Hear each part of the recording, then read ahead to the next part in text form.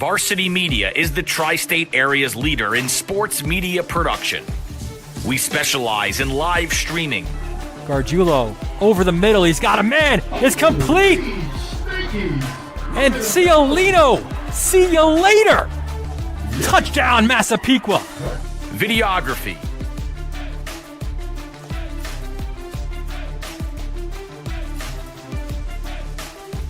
And photography. Covering all sports at all levels.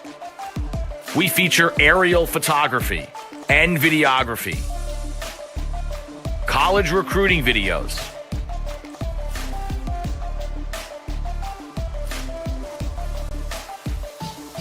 live streaming of games. Top of the key, Smith. Why not? Wow. Bang! McKee, first down and more! Charlie McKee! Touchdown, Oceanside! School events, graduations. Varsity Media is available to cover a game, a tournament, a season, or any special event. Talk to us a little bit about what went through your mind, how you prepared for that to run such a fast speed. Currently, spectators are limited at events. Let Varsity Media bring the event to your fans. Contact Varsity Media today for more information. Online at varsitymedia.net or by phone 516-403-2050.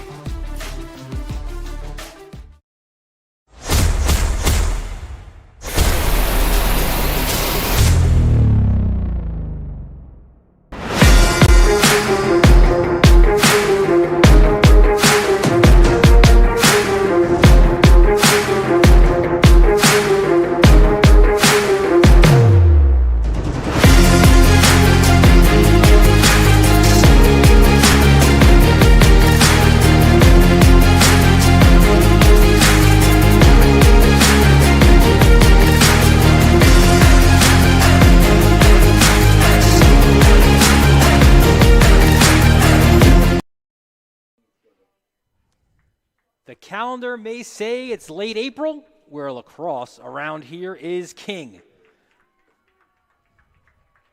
But the jerseys here at Garden City scream playoff football, and that's just what we have for you this afternoon from Warren King Field, where the top-seeded Trojans of Garden City are taking on the fourth-seeded Sewanhaka Indians in this Nassau Conference 2 semifinal. Good afternoon, everyone. Dylan Butler here with Ben Turchin. And Ben, certainly we're used to seeing Garden City in the postseason when it's November and it's a little bit chilly. It is chilly out there. You can see the wind on the far side of the field with the flags moving briskly. But it certainly feels very much like it is football weather, and football and Garden City and playoffs, they're all synonymous around here. Yeah, absolutely. I mean, what a history Garden City has in all sports, football, of course, being one of them, and an undefeated season here. So we're pretty excited to bring it to you here on the Varsity Media Sports Network. Garden City will kick off, and you see them in their traditional maroon jerseys, looking to try to complete a third undefeated season in the last 4 years. Remarkable efficiency from the Trojans of Garden City.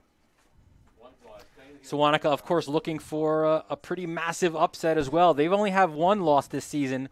Sewanhaka, that was at home to Garden City in Week 4, a 48-6 loss. Opening kick, and it will go in to the end zone and out.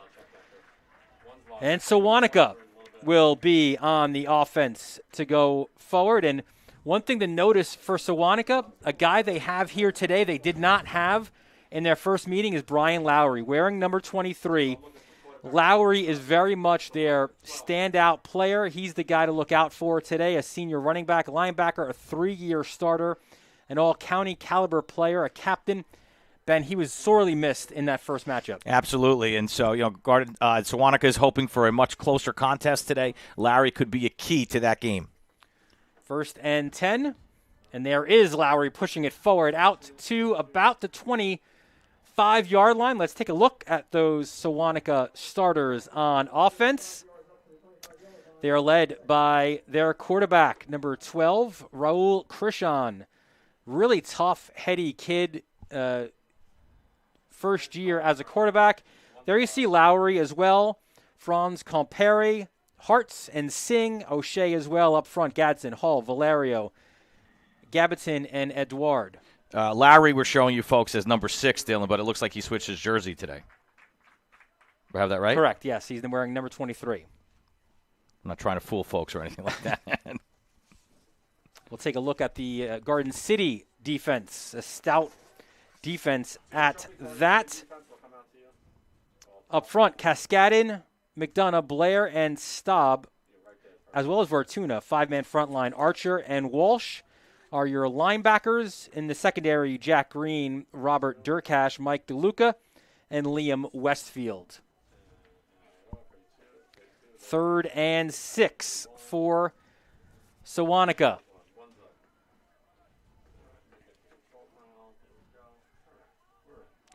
Krishan in shotgun gets a look over to George Casamatas, his head coach. And a flag on the play. Looks like a delay of game against the Indians. Some confusion on the play. Not sure what they wanted to call. You had said they're looking over at the coach, which is typical. High school kids are always looking for the play, but they got to get it quicker. Obviously going to be backed up a couple of yards here.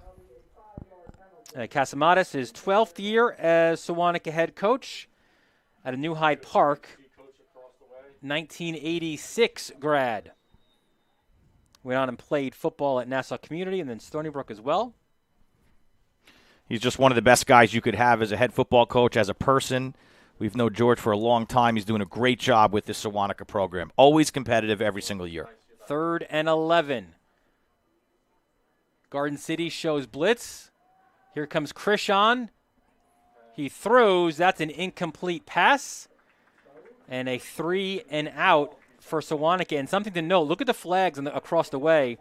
They're blowing at the punter, so it's going to be a really tough one for Nick O'Shea here to get off. Well, that play was caused by number 21 for Garden City, Jack Cascadin. He put the pressure on the quarterback, forced him to throw earlier than he wanted to, and as a result, incomplete pass. Garden City is going to get the football here to start their first possession. And they're going to get really good field position as well. 4th and 11 from the 19. Nick O'Shea back to punt. O'Shea and Adelphi lacks commit. Let's keep an eye on how far this ball actually travels, and it's not very far. Yeah, good snap, but a better bounce for Garden City. It's fielded at the 38-yard line, which is where Garden City will start. Great field position for the Trojans. And they've got a great quarterback as well in Luke Schmidt, number 14. The funny thing here, as we spoke with Dave Vettinger, you see back to us here as he's talking with his troops. Schmidt, he says, listen, everyone thinks he's a 2-year starter, but remember, his first starts came at this point last year where county championship game was his first start.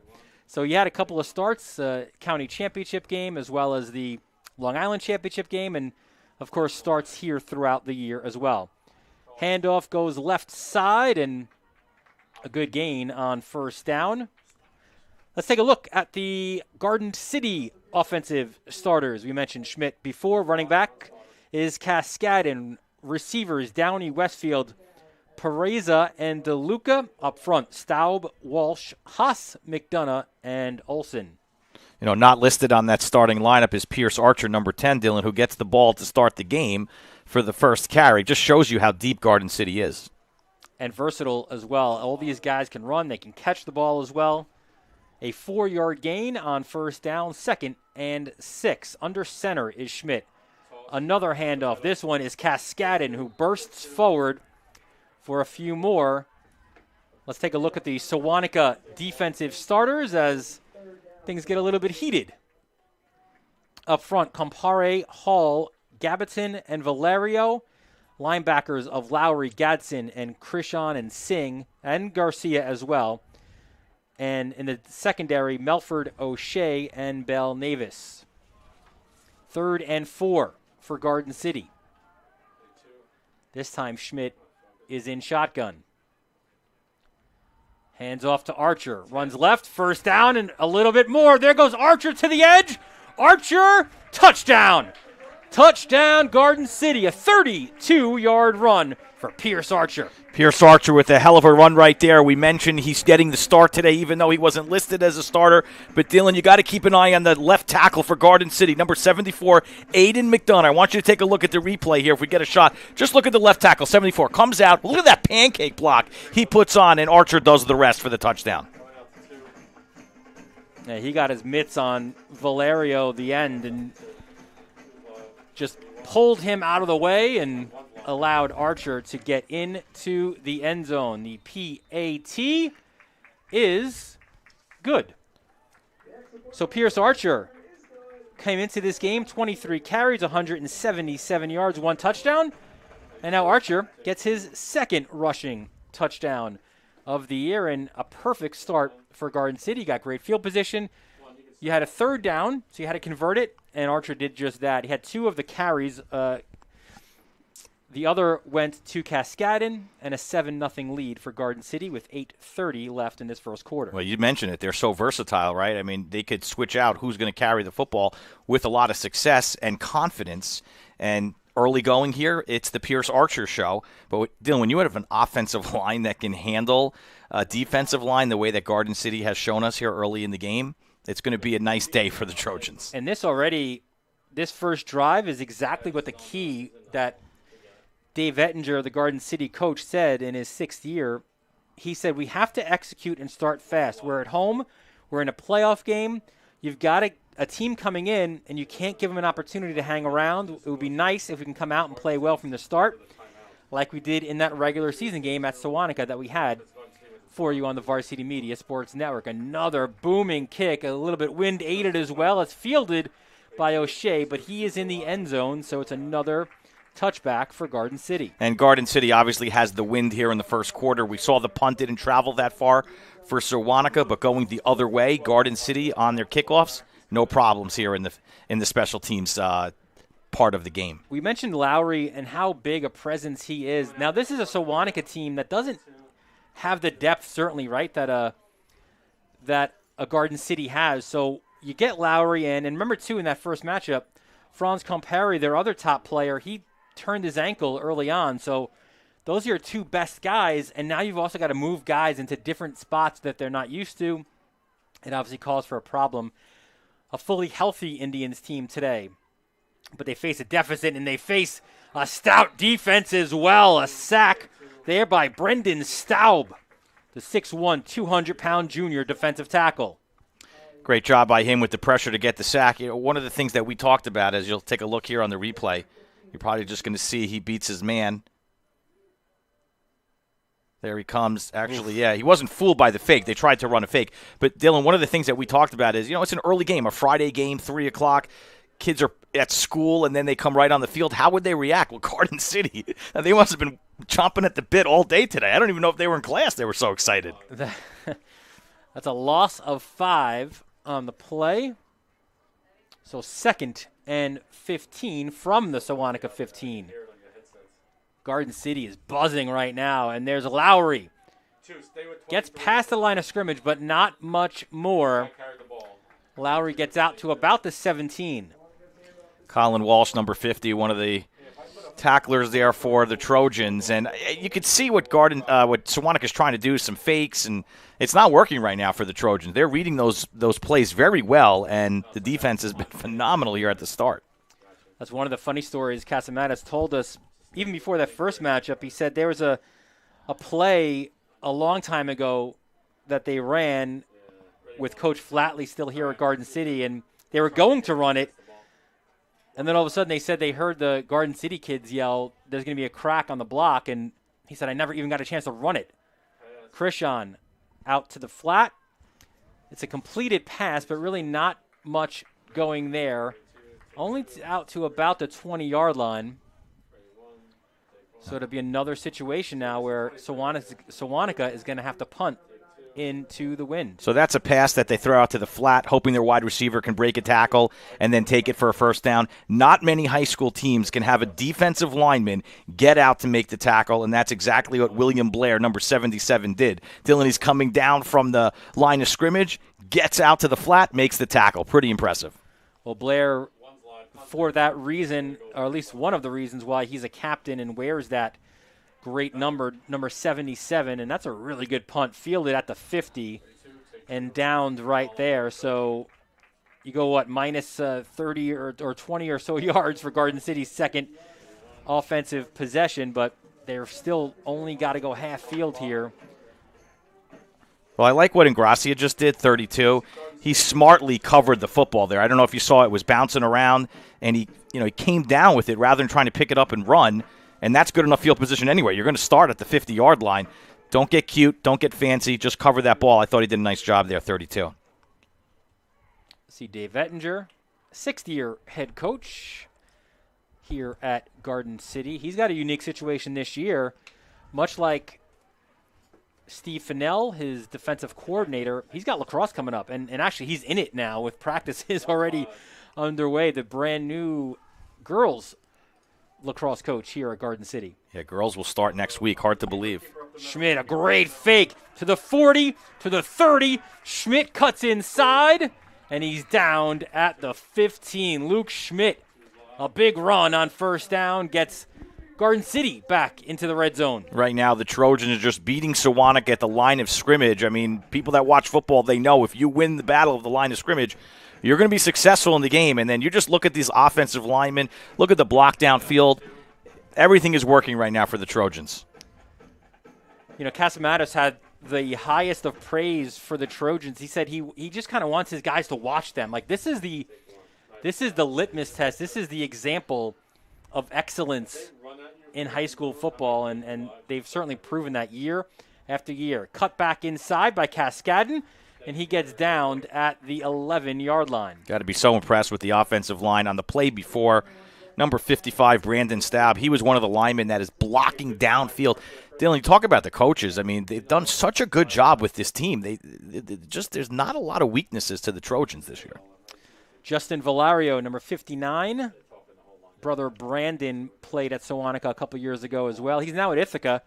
Valario had the tackle. 4-yard gain. 2nd and 6 from the Sewanhaka 11.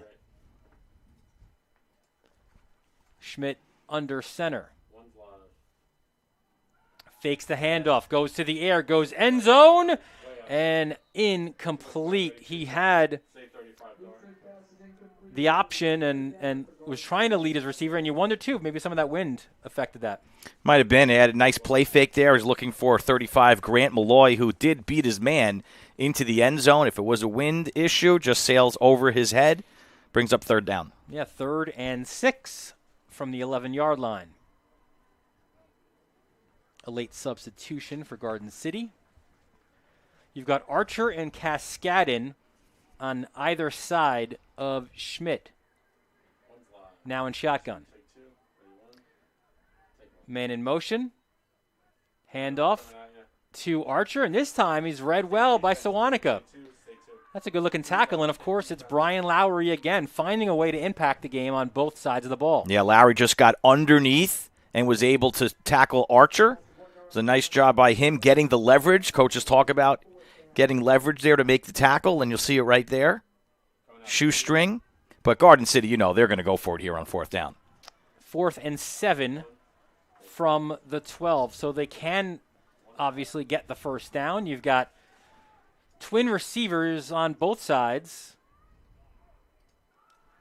Schmidt in the air, looks for his receiver. In, and it's a touchdown. Jack Downey with the touchdown. Well, if you're Coach George Casamatis, you just have to throw your hands up in the air and say, this is not fair. Now you're going to roll out and find a tight end for the touchdown? It's bad enough we can't stop you with your running backs.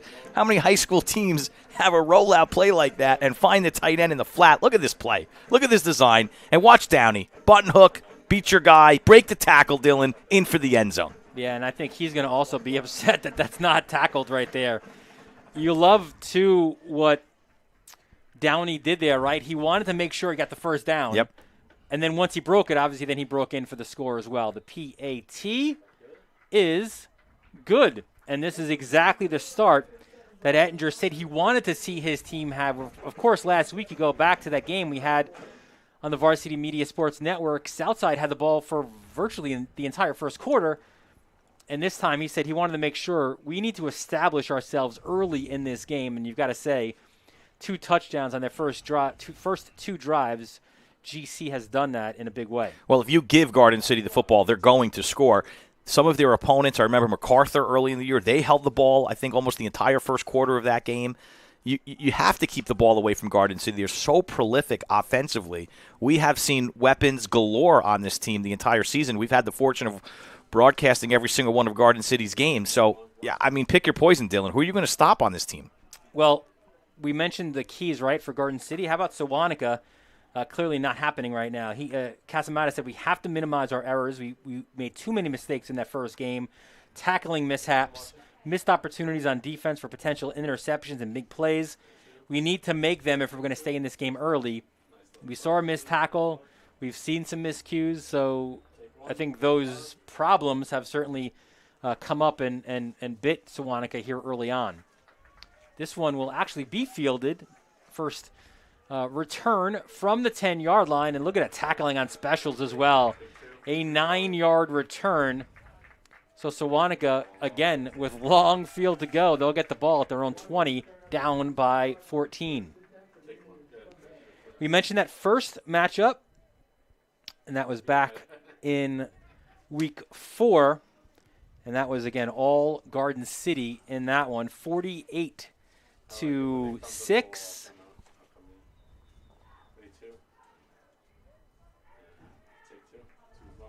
And that's kind of been the epitome, right, of this Garden City season. You look at the points scored and points against, 151 points scored. They've only given up 35 on the season. And 29 of those, I think, right, were that MacArthur game. Here's Krishan, a good run in the first down run for Sewanhaka. That's the first time I've seen the Trojans get fooled on a fake play, and that's what Garden City did there, a little misdirection, and it freed up the quarterback to get that first down. You're going to see it right here. Watch all of them bite on the running back going one way, quarterback comes the other. We mentioned Krishan back. He's a program kid. He came back this year after transferring to St. Mary's, a basketball player for Sewanhaka. So first down from the Garden City 31.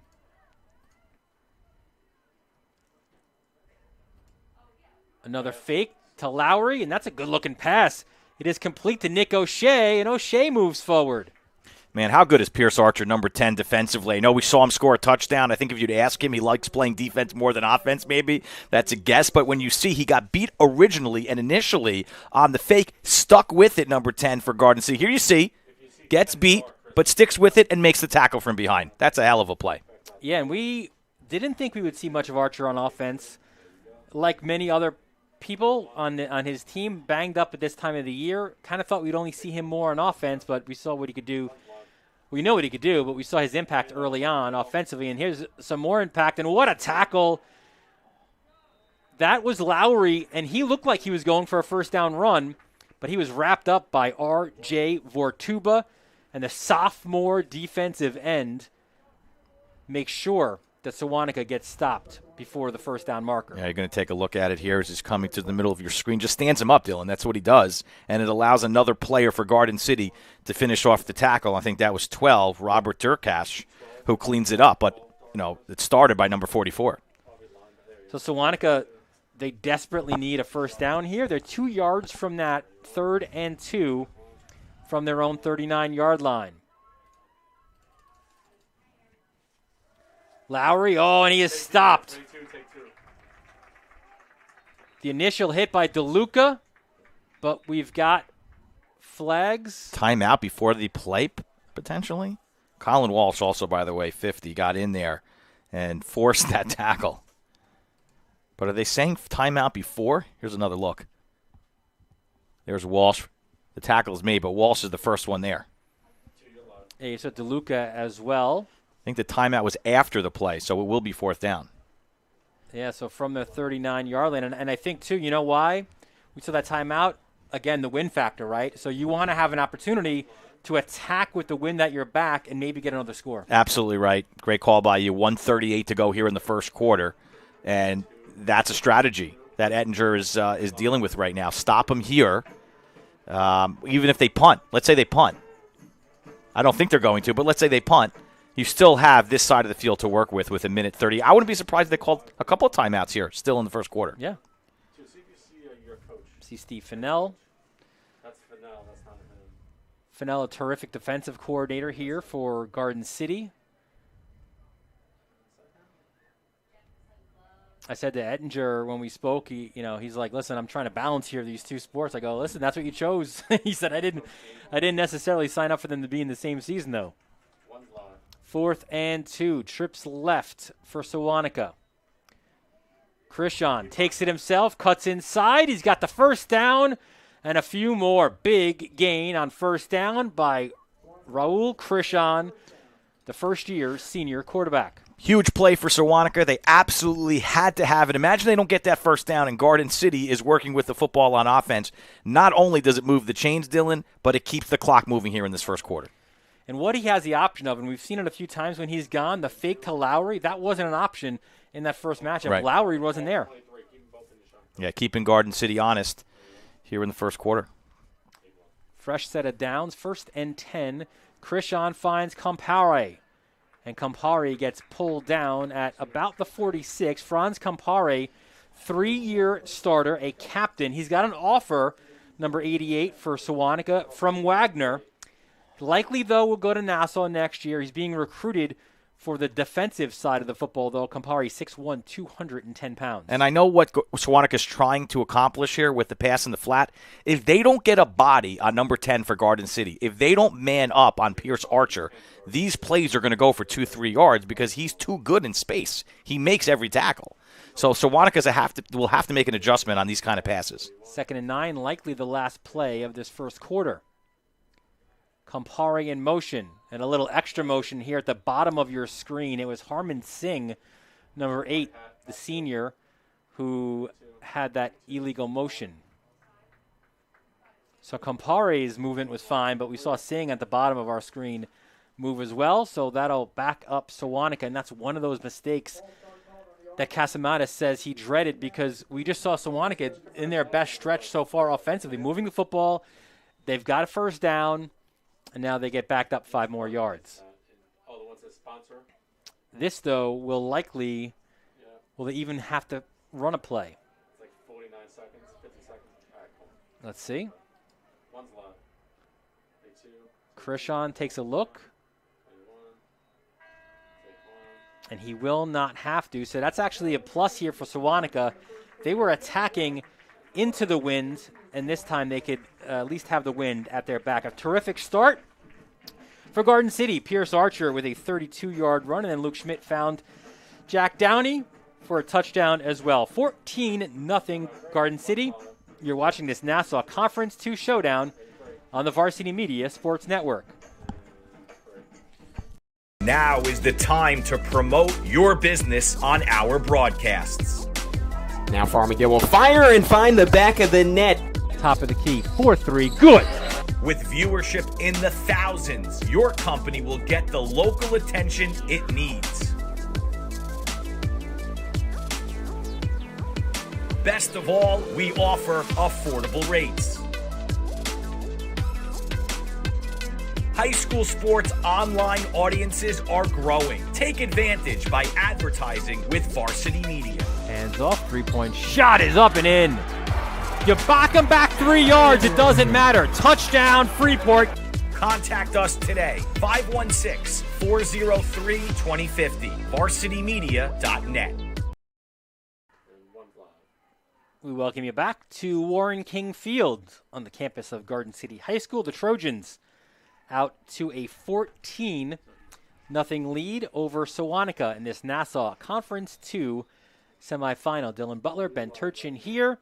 They flipped the field, so now Sewanhaka with the wind at their back. 2nd and 14 from their own 39-yard line. Krishan takes it himself. Blair got a piece, and Vortuba got the rest.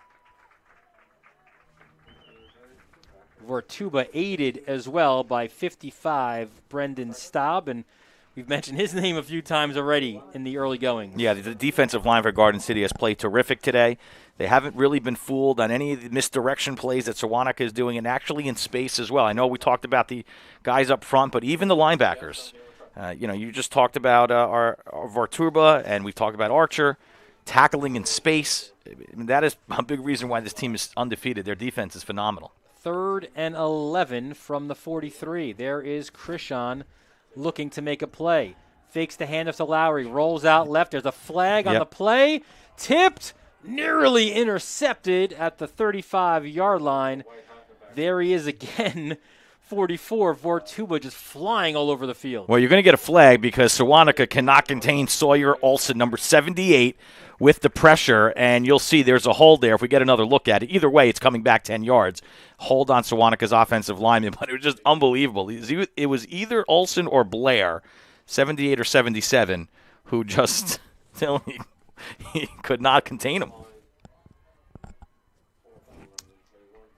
And this will move the ball back pretty significantly, and you could see, actually, I'm sorry, they're declining it because it is 4th down. Smart decision by Garden City. Yep. So 4th and 11 from the 43. O'Shea back to punt. I don't know what's going on there. Chris can't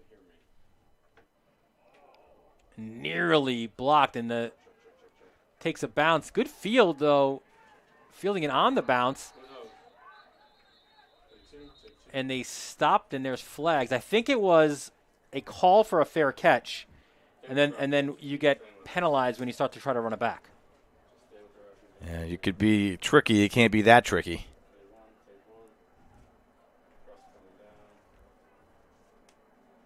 So Garden City. Yeah, they're signaling that he did attempt a fair catch.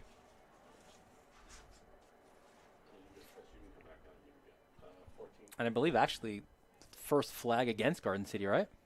Today? Yeah. Yes. So that'll back GC up to, we're putting it down on the 20, right? No, they're backing him up from the 20. 5 yards to the 15. So Garden City, clearly their worst field position of the day. They've been inside Sewanhaka's 50 each of their first 2 drives. Yep, deep in their own territory and going against the wind. So we'll see how that affects them here on this drive. First of 2, Nassau Conference 2. Semifinals, MacArthur, the Generals. A lot of people think that it's Garden City, MacArthur on a collision course. Well, we'll find that out after today. Schmidt under center, hands off. Cut inside is Cascadin, and he gets out to about the 20-yard line. Going with the pitch play there allows the offensive linemen to set their blockers and hoping for some sort of seam. A little bit of a hole there for Cascadin to run through. And a nice pickup of about 5 yards. Cascadin, not your regularly sized running back, right? 6'3", 210. Just hits the hole so hard. A Cornell Lax commit. A Fogo in the, what is it now, the Spring 2 season? I think they're just calling it this. I don't know, actually. Schmidt under duress and just gets rid of it. And that's also how smart Schmidt is, because he knew he had to get rid of it, right? But he threw it right at the feet of his receiver. It looked like it was 16, Liam Westfield. You can see here, just chased and make sure that it's an incomplete pass and not a turnover. Trans Campari, 88 for Sewanhaka, coming in on the pressure and forcing Schmidt to throw it earlier than he wanted to. So that play was broken up there by the defensive end for Sewanhaka. Nice job by him. And that's, again, the side that he's being recruited at collegiately. Big, strong, got those long arms as well. And look at this stop here by the Indians, huh? I think that was Lowry. What's so impressive about him is he's one of the smallest guys on the field. But maybe he's using that to his advantage, Dylan, because he's so low to the ground. Yeah, 5'9", 185. Has a great nose for the ball on defense. He's the guy, too, who lines his guys up. And look at it, just flies through. Like he got under potential blocks. That's what I'm saying. I mean, Use your size, stay low to the ground. And how about this? Now you get Garden City in a punt situation, 4th and 6 from the 19, and they're punting with the wind in their face. Well, that was the best defensive series Sewanhaka had in this game, so give them a lot of credit, and we'll see if they can capitalize. And, yeah, you could tell the wind is a factor here. This one takes a Sewanhaka bounce and goes out of bounds at the Garden City sideline at the 41-yard line. So, Ben, if you are George Casamatas, you're saying this is our opportunity. We've got to capitalize here. Their best field position. And, again, you're going with the wind at your back, but you'll start this drive at the Garden City 41-yard line. Yeah, we'll see if they continue to have the same approach offensively that they had in the first quarter, the short passes in the flat, running the football. Or we'll see, do they take advantage downfield? Do they have a receiver that they think can beat one of the defensive backs for Garden City? We'll wait and find out here. So Krishan in shotgun. He's got Lowry on his left hip. Twin receiver trips on the top of your screen. It's Krishan taking it himself. Good second effort as well by the QB. He's just shy, well, a couple yards shy of the first down marker. Take another look at this play. Nice run and nice push by the offensive lineman as he goes right upfield. Is that Lowry again, the running back, getting in on blocking? Yeah. Unbelievable. Yeah, yeah. It was Lowry as the lead blocker. What can't this kid do? And again, this is what you were missing if you're Sewanhaka from that first game. I mean, it makes them a different team. It really does. 2nd and 1. Krishan, the fake, nearly a live ball. Incomplete pass, though. The intended target was Nick O'Shea. So now, if you're Sewanhaka, Ben, you've got to convert this first down. Certainly 4-down territory, considering where you are in the field and also the score, but you need to move these chains. You have basically three opportunities to get 1 yard.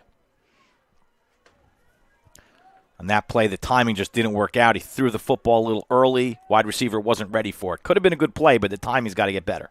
Tyler Hart's at the bottom of your screen. Here comes Lowry. Low to the ground.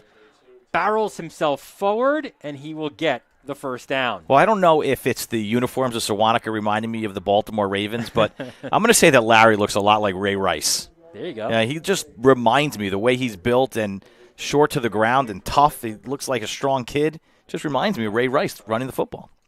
And he just absorbs those tackles and just sort of bounces off of them. 1st and 10 from the 30. Krishan and Lowry looking to continue this drive. Lowry again. Great cut left. Lowry in the secondary. Lowry bursts forward. Touchdown, Sewanhaka. A 30-yard touchdown run by Brian Lowry.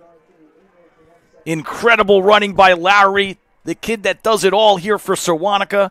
The blocking up front was phenomenal for the Indians. Got him through the line. Look at the kick-out block here. Hard to see the numbers, but the entire offensive line doing a hell of a job there for Sewanhaka, freeing him up for the touchdown. That number was 78. That belongs to Jaheim Hall, the 6'1", 260-pound lineman who also is going to try to kick this extra point as well. Low snap. Good job by Hall to pick it up and get the PAT. We've got a game here. Yeah, the response was a good one by Sewanhaka.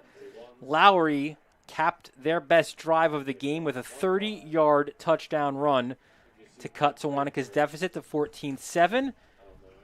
Still maybe too early to tell, but how much, again, you look on the other side of the field, those flags, just absolutely tremendous wind here today, and maybe it is the factor because all of our scores so far have been into this end zone to your right. I totally agree. I think that's the storyline early on here in the game with 8 minutes to go here in the first half is the advantage that the offensive team has when you're watching going to the right. When you're watching on your screen going left to right, the offensive side has the advantage because of the wind. There hasn't been a lot of success moving the football the other way. Punts have been shorter that way as well. That's why Coach Edinger took that time out in the first quarter, did the right thing there to try to buy some more time. So, Dylan, now what's ironic is that 2 of those scores were running scores and long runs. Yes. But be that as it may, something's brewing here on this side of the field with the wind. On that far sideline, you know that you're saying we got the score that we needed. Now everybody can take a breath. We're in this football game. And I'll go back to that defensive stop that they had before. That was a huge – you had the sack, you had the big tackle. That was really the momentum that Sewanhaka needed. Hall bounces it. It's fielded at the 25-yard line. Good return out to the 40. So GC, after scoring on their first drive, they were stopped for the first time, which, as you said, led to Sewanhaka's touchdown. So now Garden City's 4th drive will start from their own 40-yard line. Now we'll see what they do here, obviously going up against the wind. I don't think, correct me if I'm wrong, have they crossed midfield yet this way? They have not. I don't think they have. So we'll just see what they have 10 yards from midfield, and then it becomes, a different drive here as you get into Sewanhaka territory. But, are they going to pass the ball that much here with the wind being a big factor in this game? Their last drive started at their own 15 after that penalty on the kickoff. So here we go. Schmidt under center. Hands off. That's Cascadin. Oh, it's not Cascadin. It's Archer. Archer to the secondary. Now they've crossed midfield in a big way, huh? Archer. We might have heard you. Got out to the 21-yard line. Well, I wonder if that's the same play he scored the touchdown on in the first quarter. And all you're doing is getting really a seam to run right through. Great blocking by his entire offensive line, creating that hole, and he just goes right through. Credit number 24, Matt Kephart, the freshman. The first freshman that Ettinger can remember being on the varsity. Real intelligent. His brother, Billy, a 3-year starter previously for Garden City, he had that block. Schmidt, time, and no, that time is done. Sack by Compare. Second sack of the game for him, and almost a fumble. Nice job by Schmidt to hold on to the football, because that, I thought for a second, might have come loose. Watch 88 come from the top of your screen. Nowhere to go for Schmidt. So a sack on first down, a loss of 2, 2nd and 12 from the 23-yard line. Any Giants fan like myself would know, Daniel Jones, he can't hold on to the football. Luke Schmidt in that play, he does. Give him credit. Timeout for Sewanhaka. They will talk things over. And again, you could just see the size, right? The difference. Look at the Sewanhaka sideline compared to the Garden City sideline. Point being, when you're missing a Lowry and then Campari goes out early in that first matchup with an ankle injury, you don't have the depth, right, on this sideline here for George Casamatas, and it really affects you then because you've got guys playing out of position. It makes things a lot more difficult. Garden City, quite the opposite, right, Ben, where they've got so much depth. They've got guys you can just plug holes. What we're not even we haven't even talked about it yet, some of these injuries, right? Like for Garden City, 2 big injuries. Will Peters broke his hand the first play of the game last week against Southside. He had surgery just yesterday. And Jack Archer, right, Pierce Archer's younger brother, in this matchup, injured his ACL in that regular season game. So he's out for the season, unfortunately, too, out for the lacrosse season. We wish Jack certainly the best. But Garden City, they just find a way to plug those holes, and it's a next man up mentality, and the next man up is just as good as the guy who goes down. Yeah, it's an unfortunate injury. We know the Archer family pretty well, and we wish a speedy recovery there. And the hope is to play football next year. Oh, Pierce cannot get to the outside, and it is that man again. Franz Compare, the TFL. Well, Garden City has to be careful here. The momentum right now, you could feel it, is on Sewanhaka's side. Archer tries to cut it out. Look at the pursuit. Yep. We had 2 guys there, 2 for 1. So you only have 1 guy blocking 2 players. That's not going to work. The numbers favor Sewanhaka in that situation. And Campari is just having a great defensive show today here. If you're a college coach, you're looking at 88, Yeah, I might use him on my defensive line. 3rd and 18.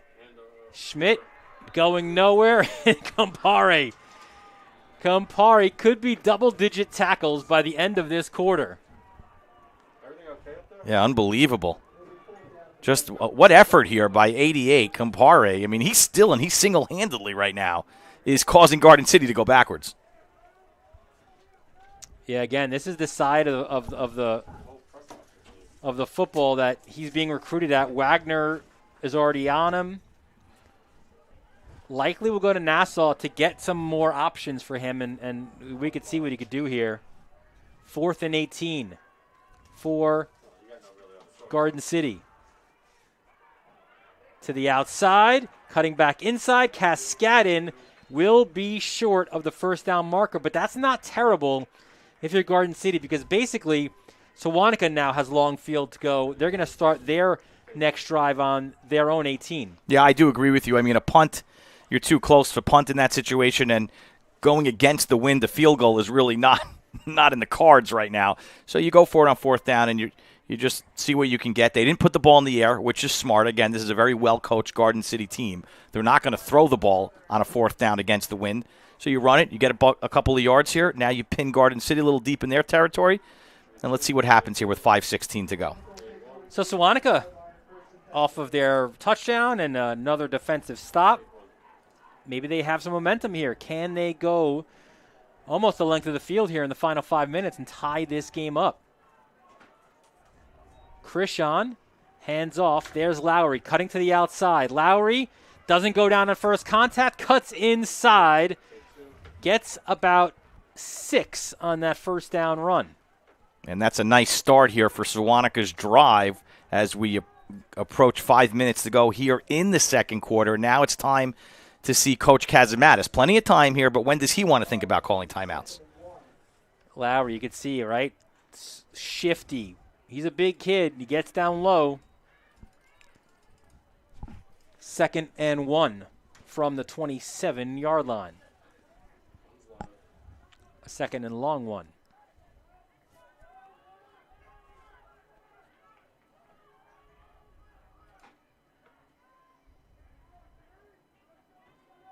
Back to Lowry, fumble, and it's recovered by Garden City.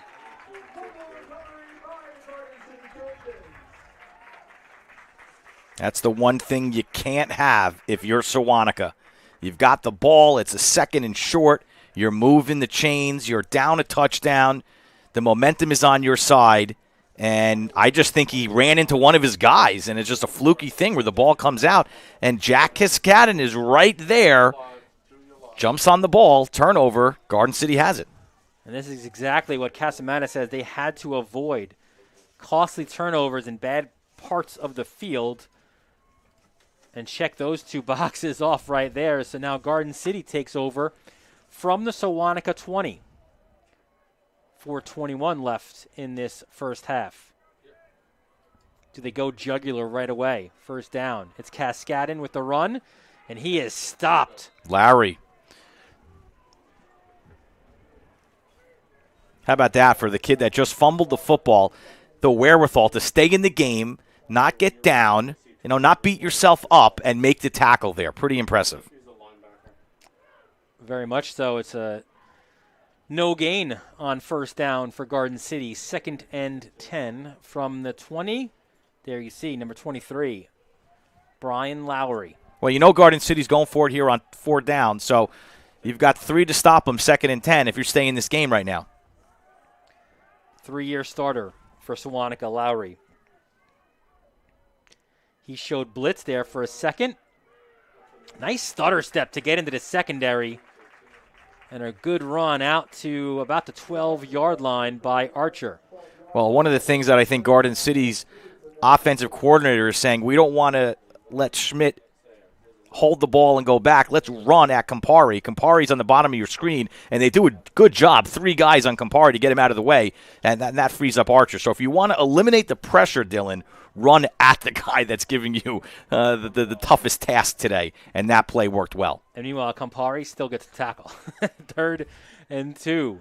From the 12, some movement on the line. Looked to be encroachment Yeah, I think Campari there jumped off sides. It's interesting. Sewanhaka's moving him all over the field. He lines up on the left. He lines up on the right. So he is, I mean, Garden City's keeping an eye on where is 88 here, and we got to run the opposite way. Yeah, flipping sides sometimes with Justin Valerio, the other end. So first and goal for GC. They'll move half the distance. That's another backbreaker for Sewanhaka there. You don't want to give them a first down, and now it's first and goal at the 7. Get that single eye look now. Under center, handoff. Cascadin bursts forward, dives into the end zone. Is he down? He is in for the score. The extra effort by Jack Cascadin extends Garden City's lead. Yeah, just running right up the gut there. We're going right up against Sewanhaka.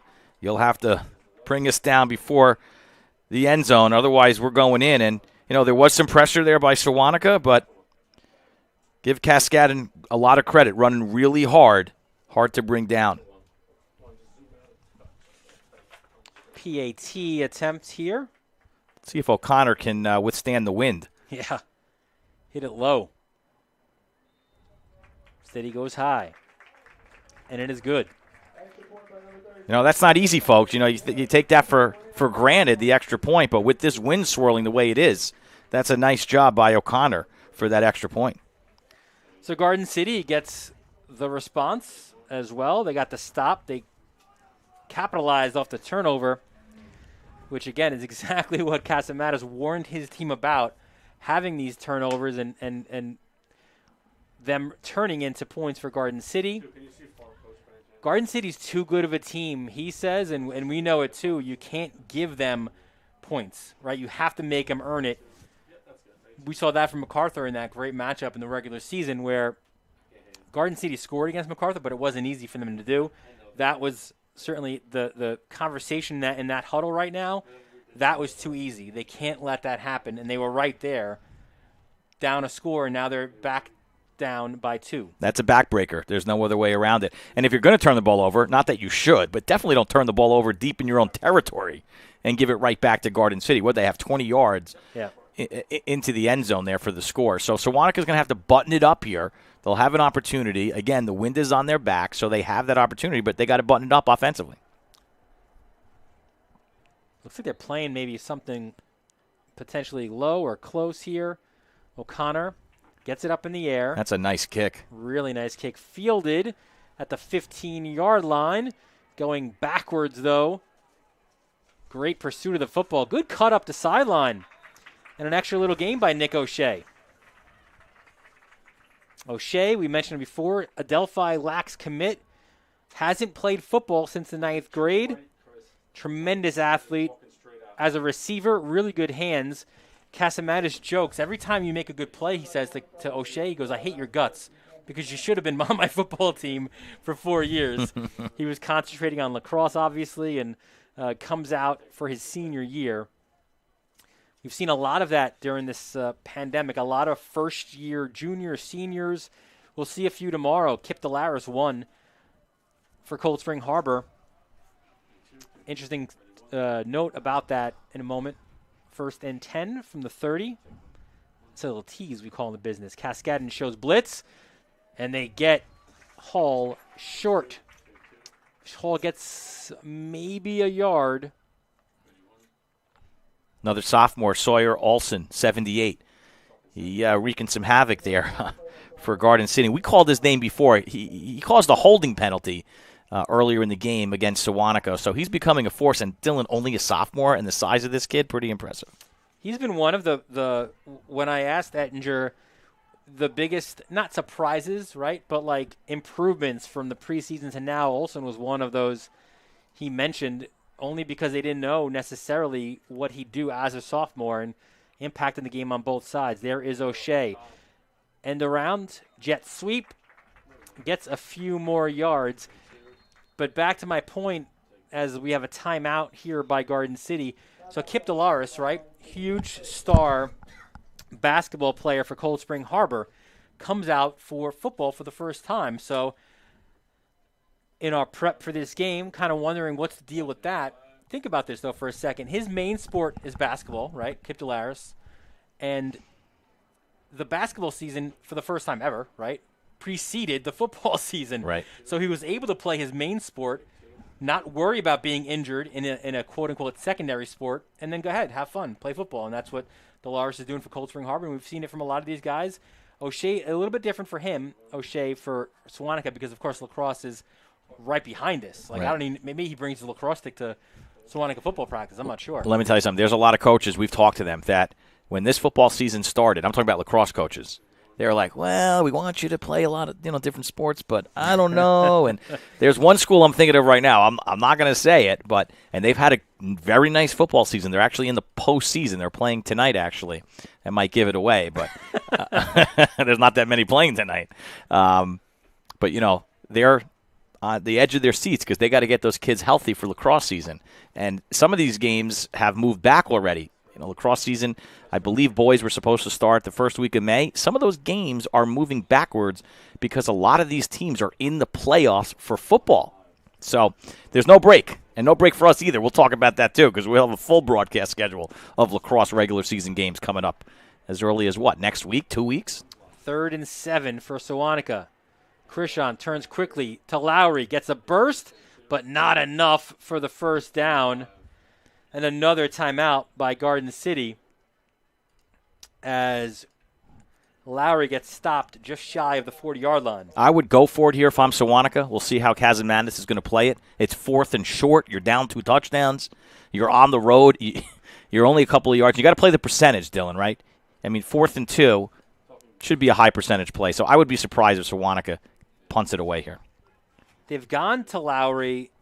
Certainly, you would say the passing game is difficult for both teams, right? With the conditions as they are, we've seen Krishan early go for runs for himself, the QB option. So the question here is: do you go Krishan? Do you go Lowry? Or maybe something completely different then? Well, they've had success with the passes in the flat. You could do a misdirection play and go with Krishan. You could obviously do that. Garden City was fooled a couple of times on those plays. You can go up the middle, or if you think your timing is right with that pass to the flat, you only need a couple of yards. Now, Pierce Archer is looming somewhere there as the linebacker in space, but again, I don't even think he can stop a 2-yard pass in the flat if you get some space. He'll stop you, but I don't know if 2 yards might be enough, but we'll see. So behind Krishan is Lowry as the sole running back. And a whistle, is that a timeout? Well, if this is on Sewanhaka, that's another devastating blow because at that point, I don't know if you can go 4th down if it's 4th and 7. Here's the call. Wow. Against GC, so we'll move the chains. Now, I did not see anybody jump there, but that's an automatic first down. And there seems to be confusion there, too, on the line. Like, who jumped? I didn't know, even the guys up front didn't see anyone jumping. Saw Aiden McDonough, 74, like, putting his hands out. Like, what happened? Might have been a ghost call, maybe a phantom call there. Nobody really saw it. So that's huge for Sewanhaka. And you wonder, too, here, with a minute 21, do they maybe try to go at some point here, end zone? Now, again, you got game breakers like Lowry and Krishan who can just run the ball there, but we will see. Krishan hands off to Lowry, cuts to the left side, just bounces off the tackle and gets out to the 50.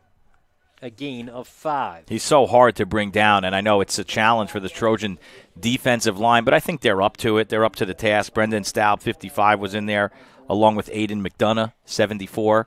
But, a gain of 6-7 yards there for Sewanhaka. Timeout by Sewanhaka with 1:08 left. And, again, we asked Casamatis the Lowry difference, right, and what that means to have him in this game. He says, first of all, his presence during the week is such a difference leading up to the game. He's one of our leaders. The kids all look up to him. He's always been that go-to guy, the guy to lead us along with Compare. And having those two guys in the game makes such a difference just on the practice field, he said, on a daily basis, how practice is run, how the kids react to things. He called it a totally different animal. He also suspected, again, Campari rolled his ankle in that first game. He said if he brings his A game, he could be a big difference too. So the top 2 players for Sewanhaka are in the game, and they've shown their impact as well in this first half. 2nd and 5 from the 50 for Sewanhaka. 1:08 left in this first half. Krishan in shotgun. Man in motion is Campare. Fakes the handoff to him. Pressure comes. Krishan goes off, looking deep, and it's incomplete. Pressure came. We saw 77, William Blair, get into the secondary. And how about Blair, too? Sportsmanship, right? They go after Krishan, and then Krishan gets up, gives him a little pat. Blair did, and just said, good game. Yeah, that was nice to see, and it was a nice play. It was a good design. O'Shea, Dylan, had his man beat down the field, and you had mentioned it. Will they throw the ball? Will they try it there? I thought they'd wait till they crossed midfield to give it a shot, or they're right at midfield anyway, so I guess that was the time to do it. Now it brings up a 3rd and 4. You know you're 2 down territory. You've still got a timeout, so Sewanhaka's in good shape here.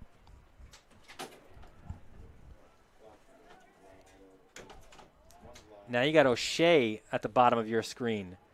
Cascadin comes up to the line. They're showing blitz.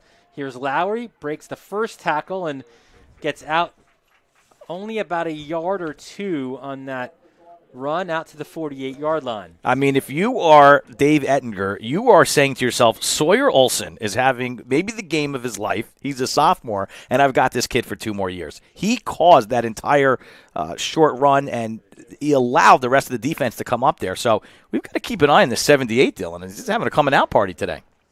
So time, you can see in the bottom of your screen, winding down. And maybe after that run, Sewanhaka is just like, you know what, we're not going to even bother here. I would be surprised. Don't you think they have to at least 4th and 3 give it a shot? I would think so. Call a timeout and just give it a shot down the field? I mean, what do you have to lose? You're 2-touchdown deficit here. At least go for 1 play.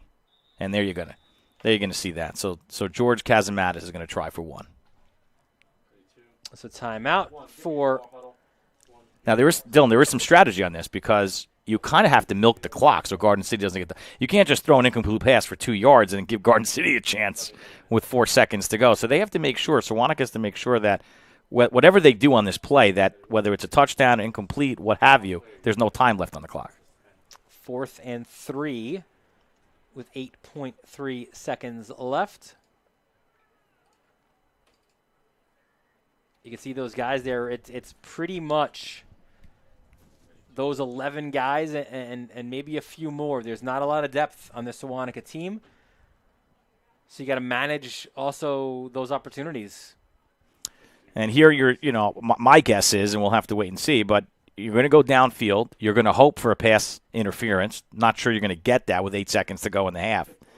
Or you're going to try to find some sort of play where you can beat Garden City in their secondary. The problem is this defense is so good. Like, I don't know what kind of play Kazamatis has up his sleeve to get past this secondary. I don't know how easy that's going to be. Now, the thing is, too, you could potentially rush for the first down. They'll have to stop the clock for the chains, but then they'll start it right away, so you're not going to have much time at all. Looks like they're going to punt. Yeah, O'Shea is back. I mean, why would you call the timeout to punt? Just to get the clock down before you get a penalty. Well, why not take the penalty? Now, you do have Lowry here. You can see him at about the 46-yard line. Oh, no. And this is devastating. O'Shea's got to get it out. Yep, he's got to at least get the clock to 0, which he will do. That's a heady play by O'Shea, I tell you. That was disastrous. And O'Shea makes the most of a very bad, potentially very bad situation. Just runs for his life and runs out the clock for the end of the first half. So Garden City scores on their first 2 possessions. And it looked like this one would be a blowout early, but Brian Lowry responded with a 30-yard touchdown run. Cascadin came right back, and that's your score right now. 21-7, Garden City with the lead. You're watching this Nassau Conference 2 semifinal game right here on the Varsity Media Sports Network.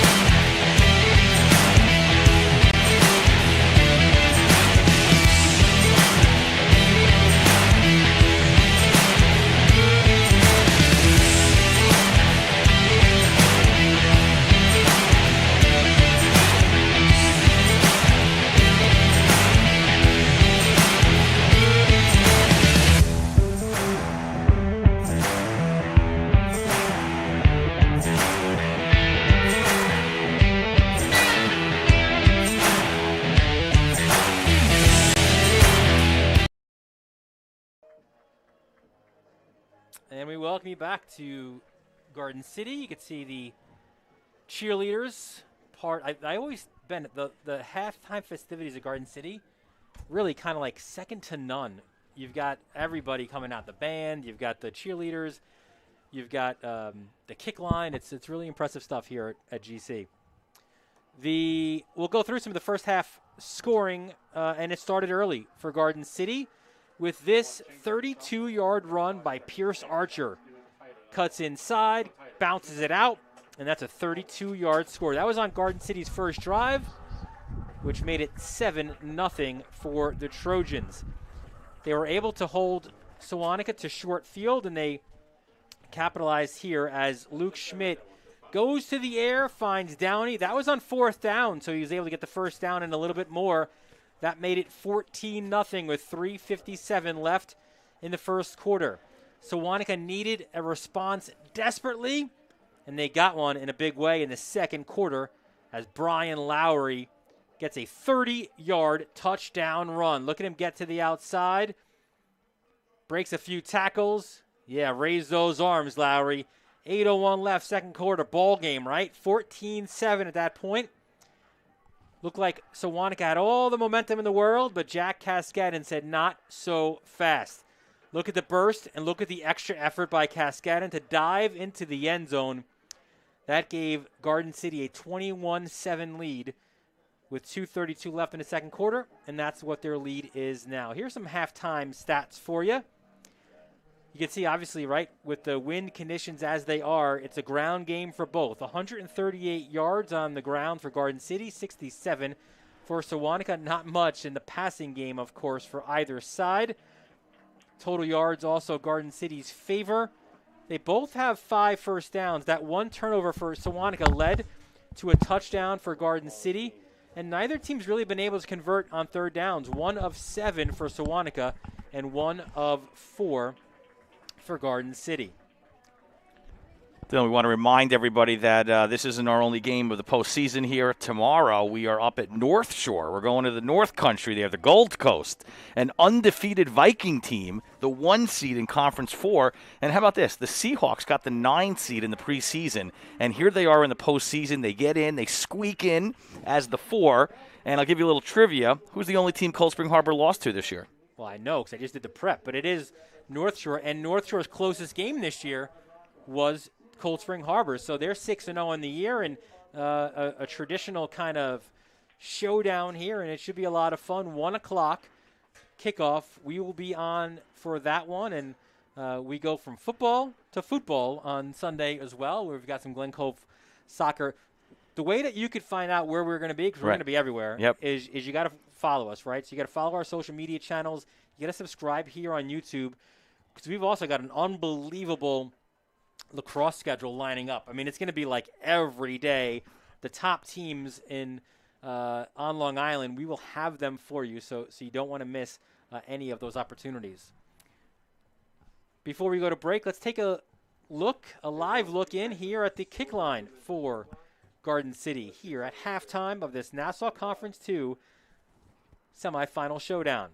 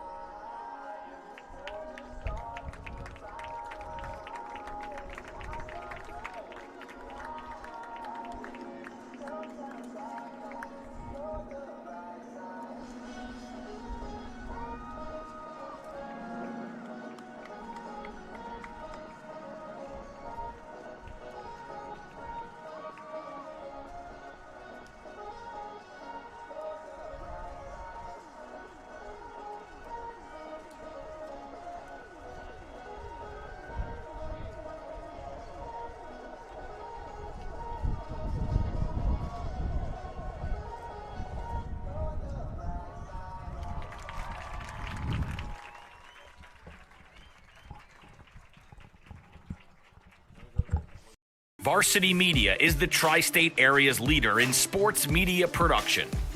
We specialize in live streaming. Gargiulo over the middle. He's got a man. It's complete. And Ciolino. See you later. Touchdown, Massapequa. Videography.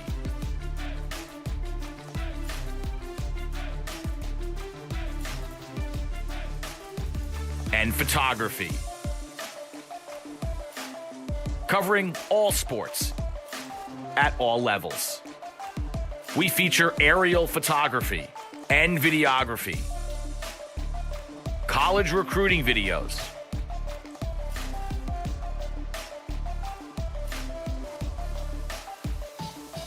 live streaming of games. Top of the key, Smith. Why not? Wow. Bang. McKee, first down and more. Charlie McKee. Touchdown, Oceanside. School events, graduations. Varsity Media is available to cover a game, a tournament, a season, or any special event. Talk to us a little bit about what went through your mind, how you prepared for that to run such a fast speed. Currently, spectators are limited at events. Let Varsity Media bring the event to your fans. Contact Varsity Media today for more information. Online at varsitymedia.net or by phone 516-403-2050.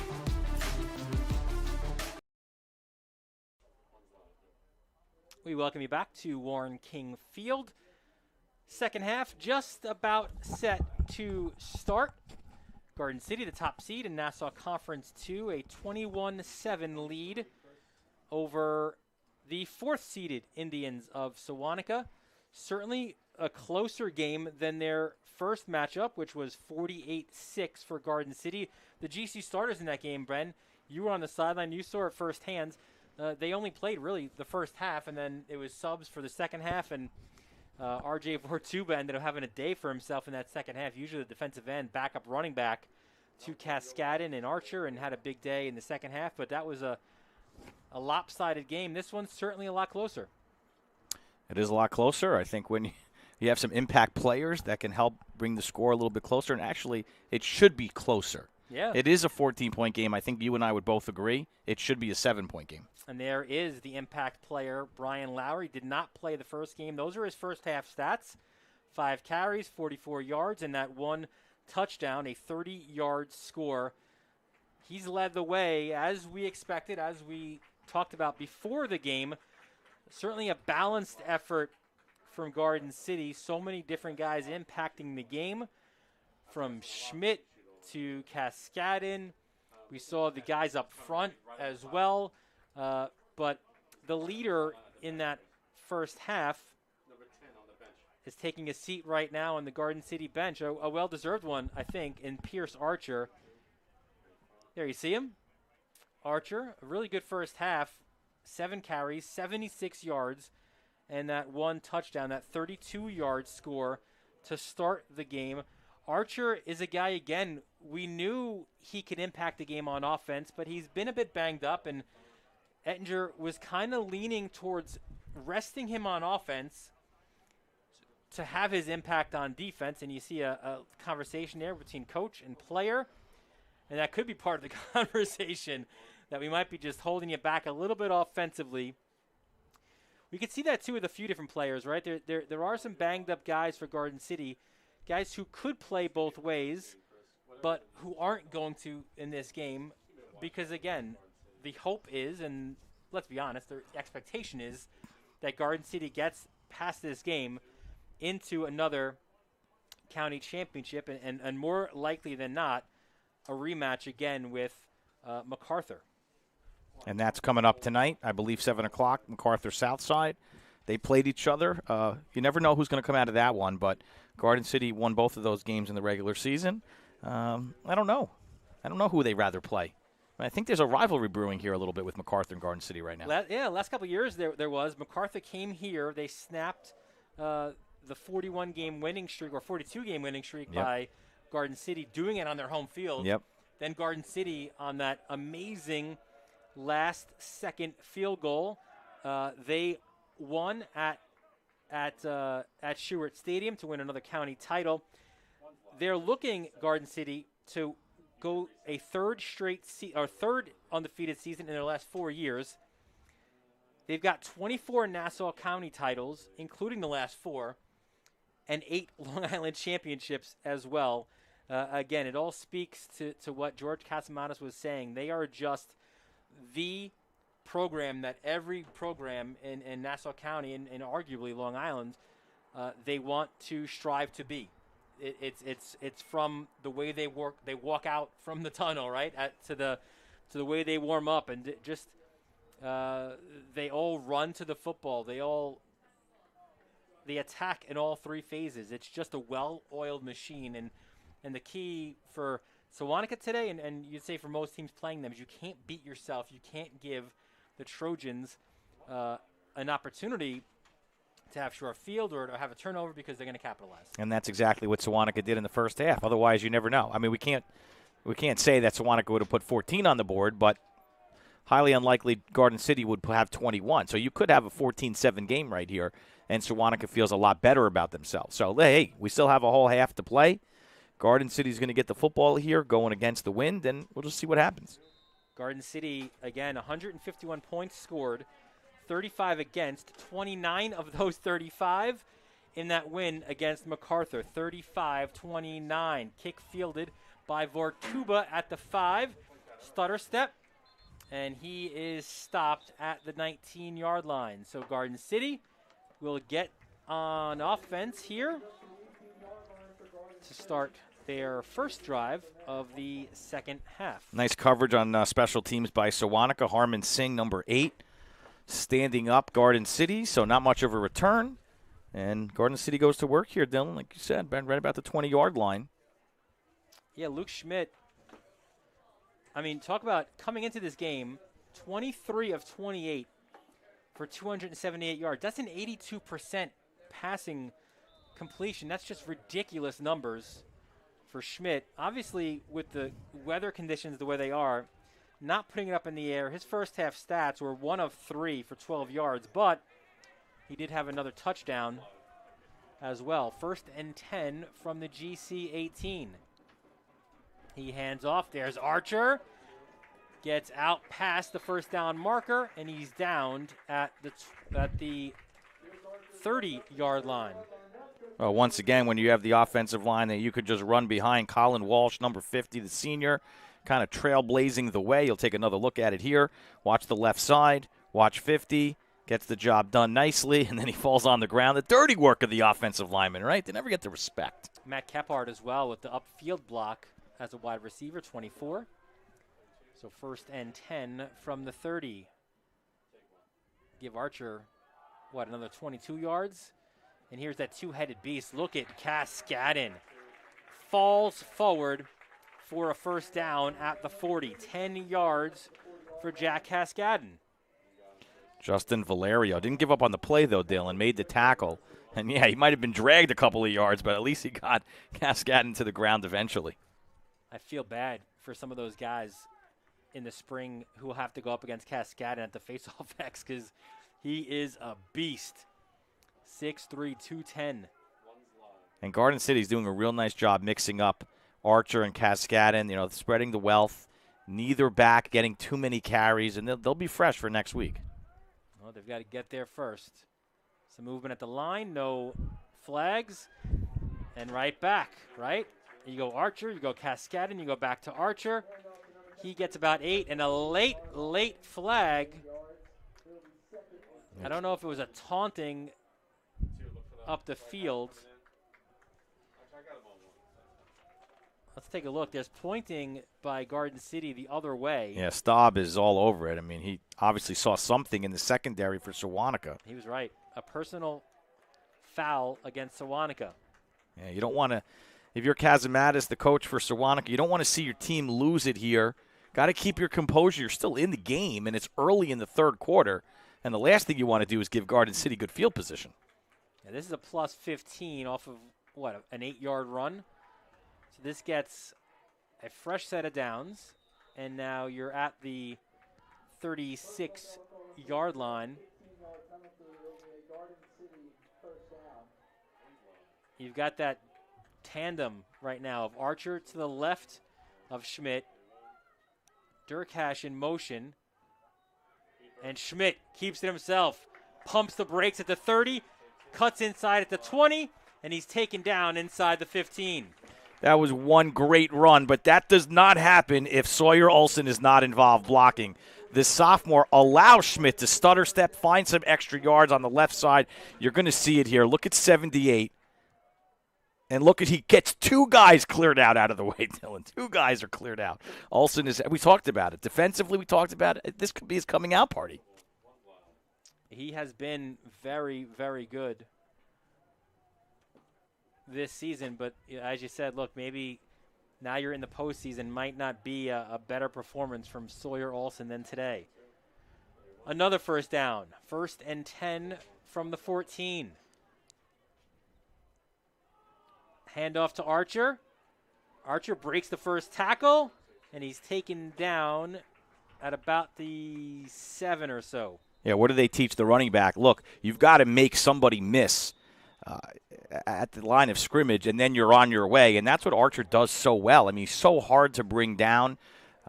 Very strong kid, and he makes the first guy miss, Dylan, gets his extra yards. When we spoke to Ettinger, as there's a timeout right now by Sewanhaka, he said, look, we feel pretty good coming into the postseason. For the most part, we're healthy. You know, we lost a few guys like everybody else. He said he liked the response last week. And, again, we talked about Southside's ability to hold the ball, especially early in that game. He says that Southside, had the ball for about the first 10 minutes. He said it was a positive response. And, again, when you're a team that's having all these lopsided wins, there's not a lot of adversity, right? So, I mean, you had adversity against MacArthur. The adversity last week to Southside came in the possession situation, but these guys here in Maroon, they have found that response in those two games throughout the year as well. And they're, again, less than a half away now from again, being in a Nassau County final. And the different wrinkle this year is you'll have it here at Garden City. I don't want to open up a can of worms. I'm going to do it anyways. I mean, we talked about, they haven't really faced adversity. One thing we saw on Long Island this year in the regular season is some non-conference play. Wouldn't it be fun? Wouldn't it be cool if at the beginning of next football season, maybe week 1, you did see a Garden City take on, I don't know, a Plain Edge, a Freeport, Oceanside, an Oceanside. Yeah. Let's test that out. I think all of Long Island, or at least here in Nassau County, would be up for that. So Garden City at the Sewanhaka 7.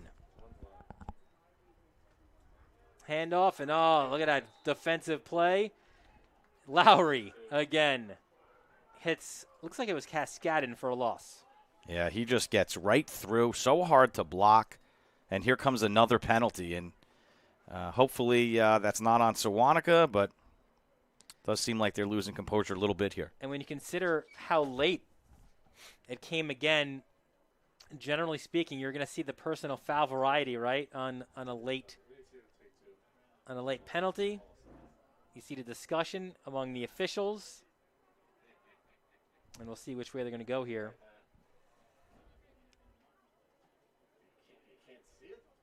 Here we go. Do we have a call? We do. Well, almost. Looks like he was starting to signal for a personal foul. There it is, against Garden City. It's offsetting.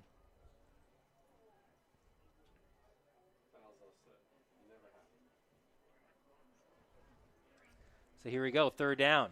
One thing you like is that the referees, the officials, are at least getting a hold of the game. You don't want it to get out of hand.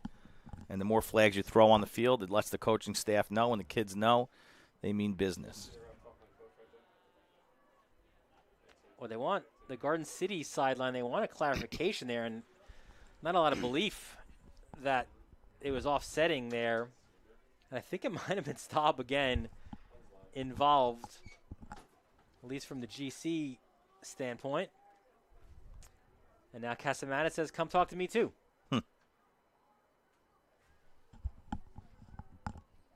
Generally, we joke and complain about this, but you like to see this, especially if the game is getting a little bit chippy, let's just talk about it. Let's have these conversations and ensure that, or you hope that certainly nothing gets out of hand then. Yeah, you have to realize, too, if you're on the Sewanhaka side, their season's over today. They lose this game, it's over. I mean, they did make it to the playoffs, had a nice year, but they don't want to lose. They don't want to go home. They want a Nassau County championship. A lot's on the line today. Next stop was for the box. It said 4th down. It is 3rd down. And movement, that was Archer. Yeah, he knew it, too. He's a little upset with himself. Probably was getting the football.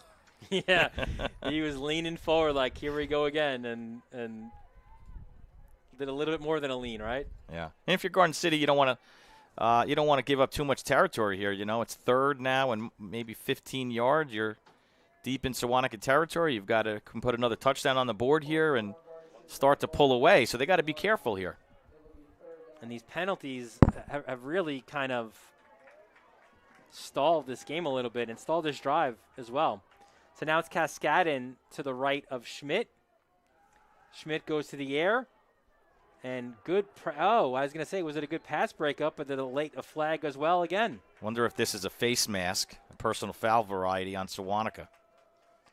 Markel Melford, number 5, was in on the potential tackle there, or at least a breakup, as Jackson Parisa. Parisa, Ben, today starting in place of Kyle Carney. Personal foul face mask against Sewanhaka. So we will go half the distance the other way, which brings us to, the 7.5? Here you see it again, the pass to Parisa, and yeah, that's a no-no. You can't grab the face mask and lunge downward. So it remains 3rd down, and we go half the distance.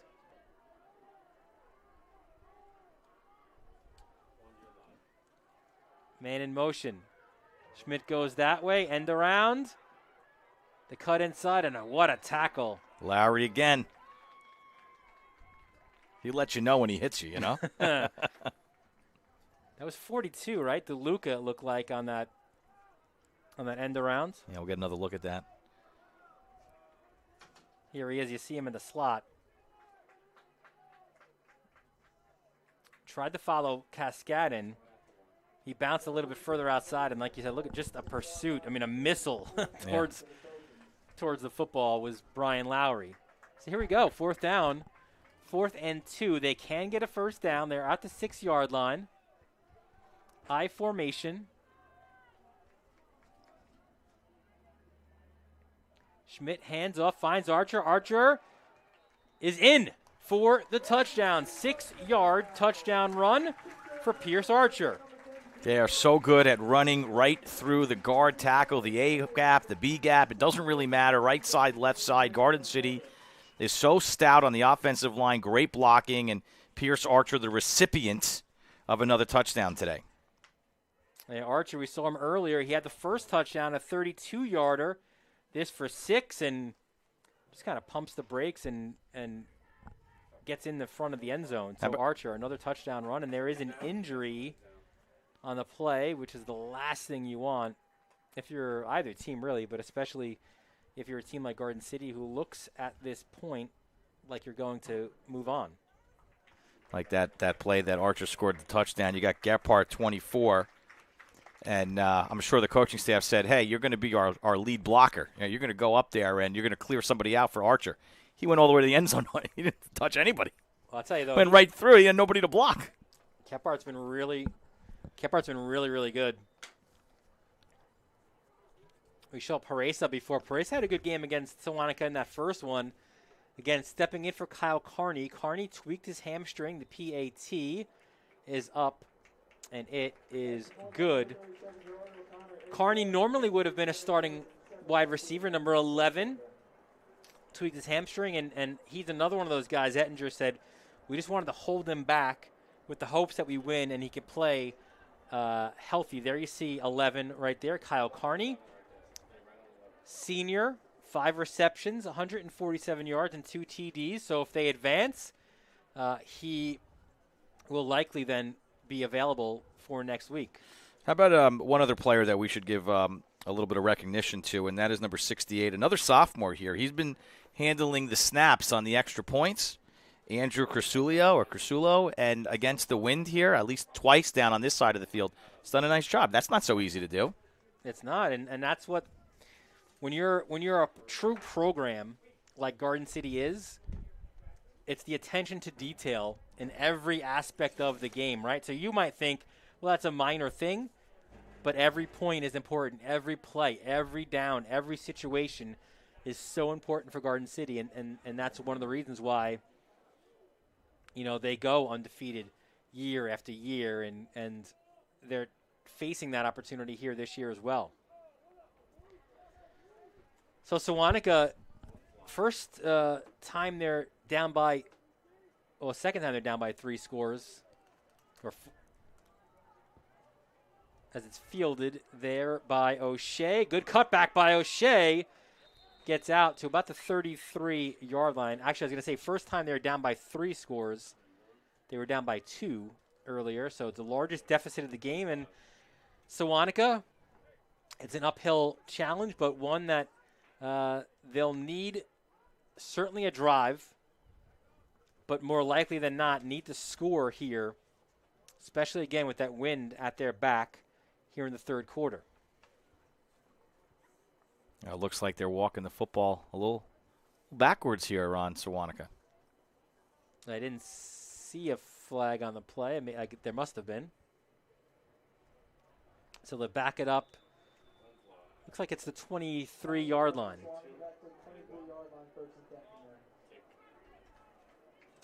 Krishan hands off. There's Lowry, and this time he wasn't breaking that first tackle. That was a really good job. 36, it looked like, in on the tackle for GC.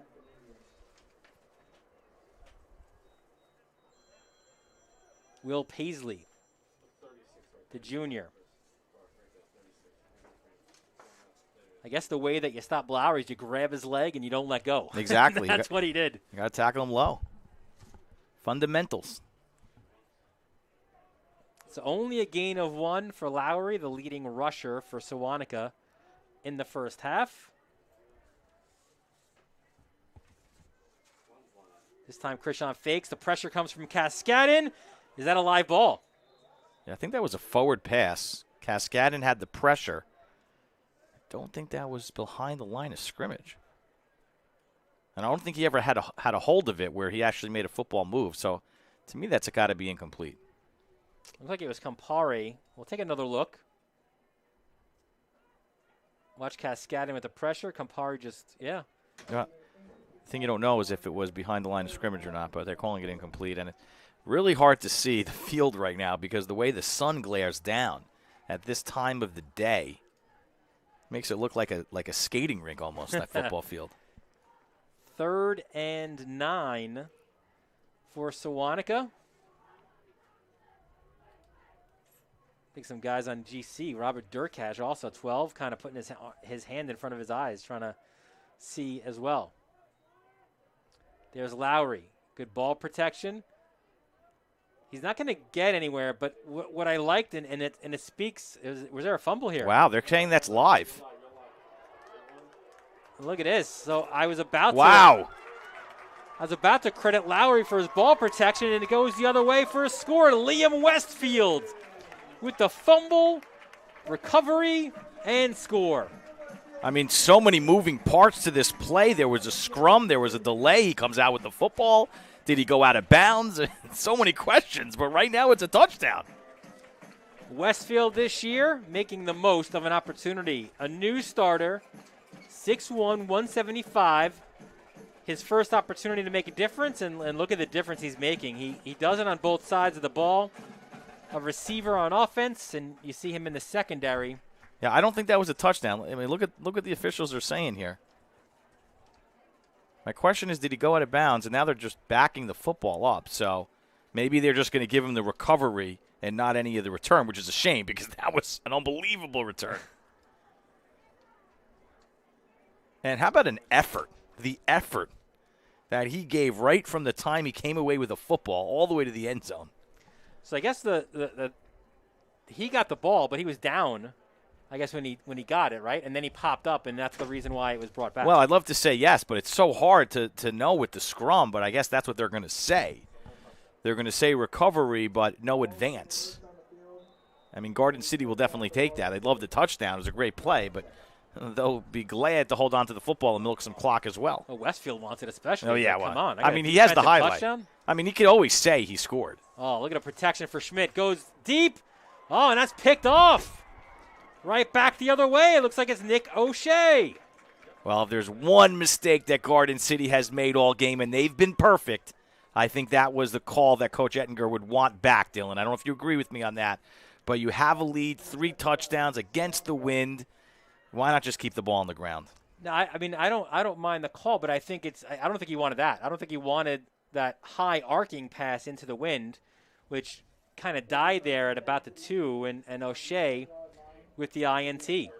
And all O'Shea was doing was playing center field because you had mentioned the high arc, the wind kind of stops the football's momentum, dies a little bit, and he's there where the receiver is, he's running his route.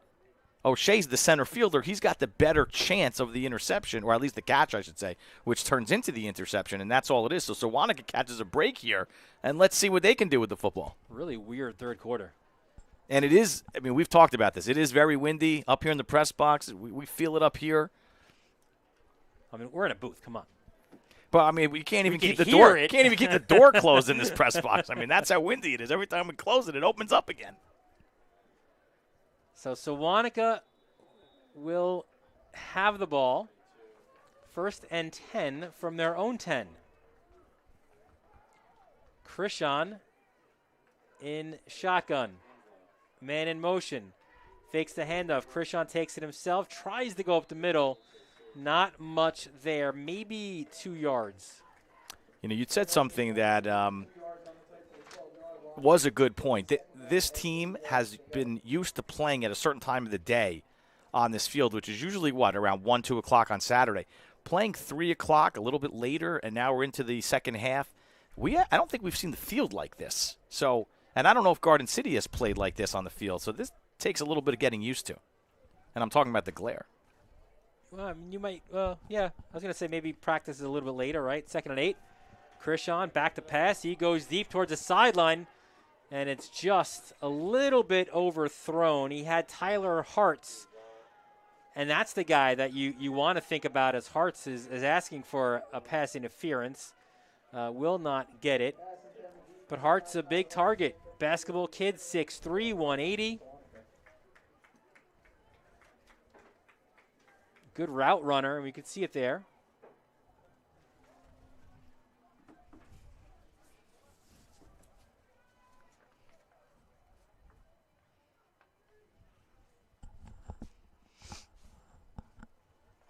So 3rd and 8 from the 12, and this is, that Schmidt INT.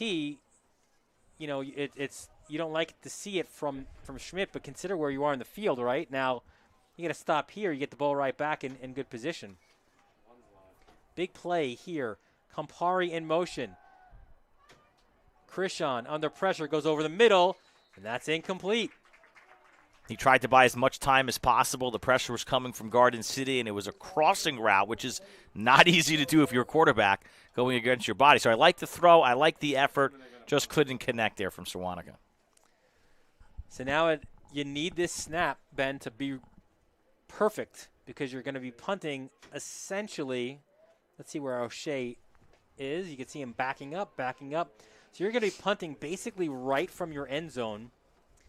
You can see the deep men for Garden City. They're just inside the 50. It's a low snap. O'Shea gets on it, tries to run out of the way, and nowhere to go. He is wrapped up and taken down. So another bad snap, and this one is costly. The first one didn't really bother O'Shea too much. It happened at the end of the first half, but you saw there Downey comes in with a tackle. And how about this for field position for Garden City? Yeah, you can't do any better than this. And again, you see the pursuit of the football. So 1st and goal for Garden City. Archer's got 2 rushing touchdowns, and he's in right now. Will he make it 3? He doesn't have too far to go to get it if he does. And I'm not sure we'll see him after this play the rest of the game. I mean, I wouldn't. I formation. Some big dudes in front of him as well. Schmidt under center. Hands off. Touchdown, Garden City. Pierce Archer gets in.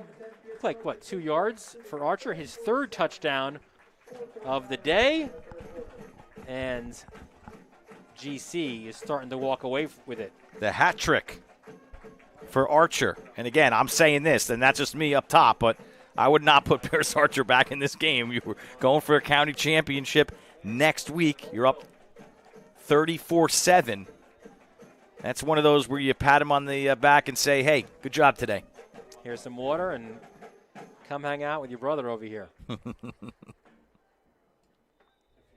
PAT is good.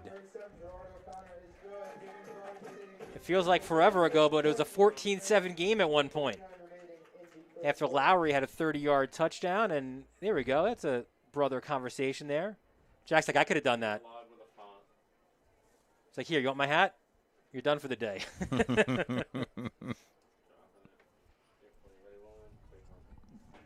What a day there for Pierce Archer, though. Again, a 32-yard score. Really set the tempo, right? Archer did early on. First score of the game.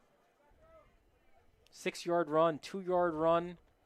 So now you tack on 3 more touchdowns. Let's look at his numbers. Archer has 4 rushing touchdowns on the year now.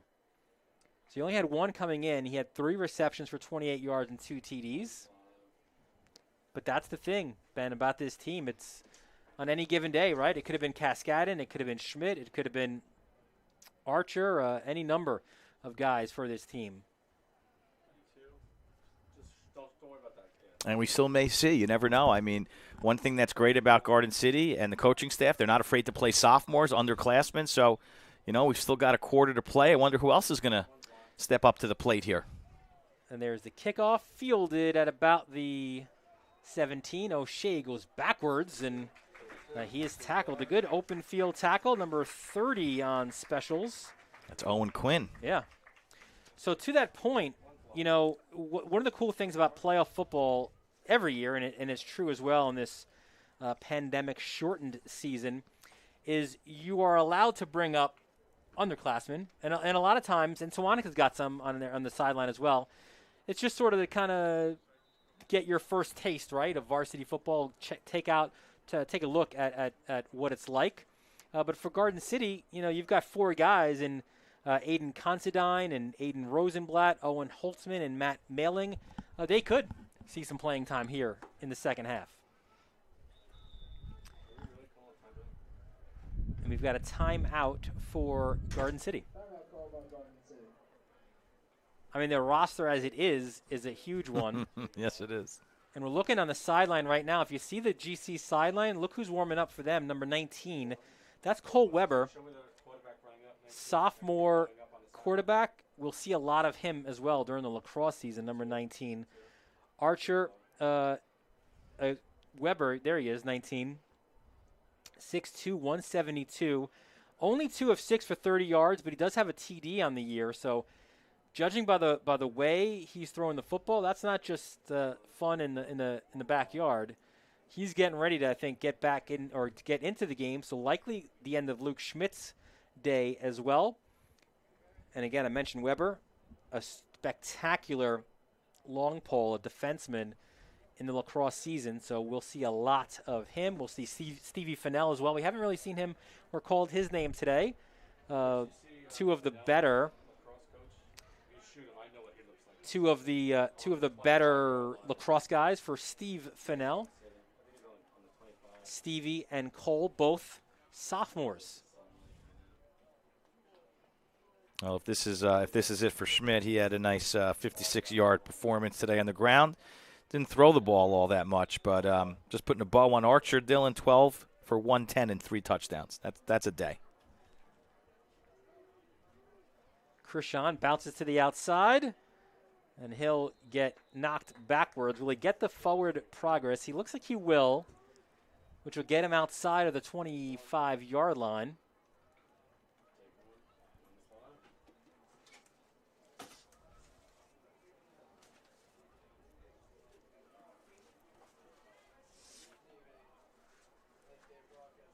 Give him about a yard or so on that one.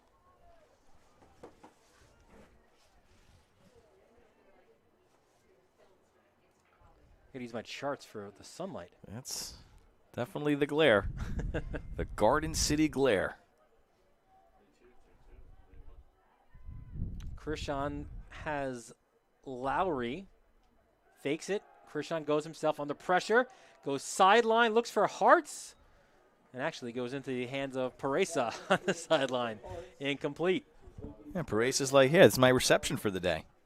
I don't even have to run around.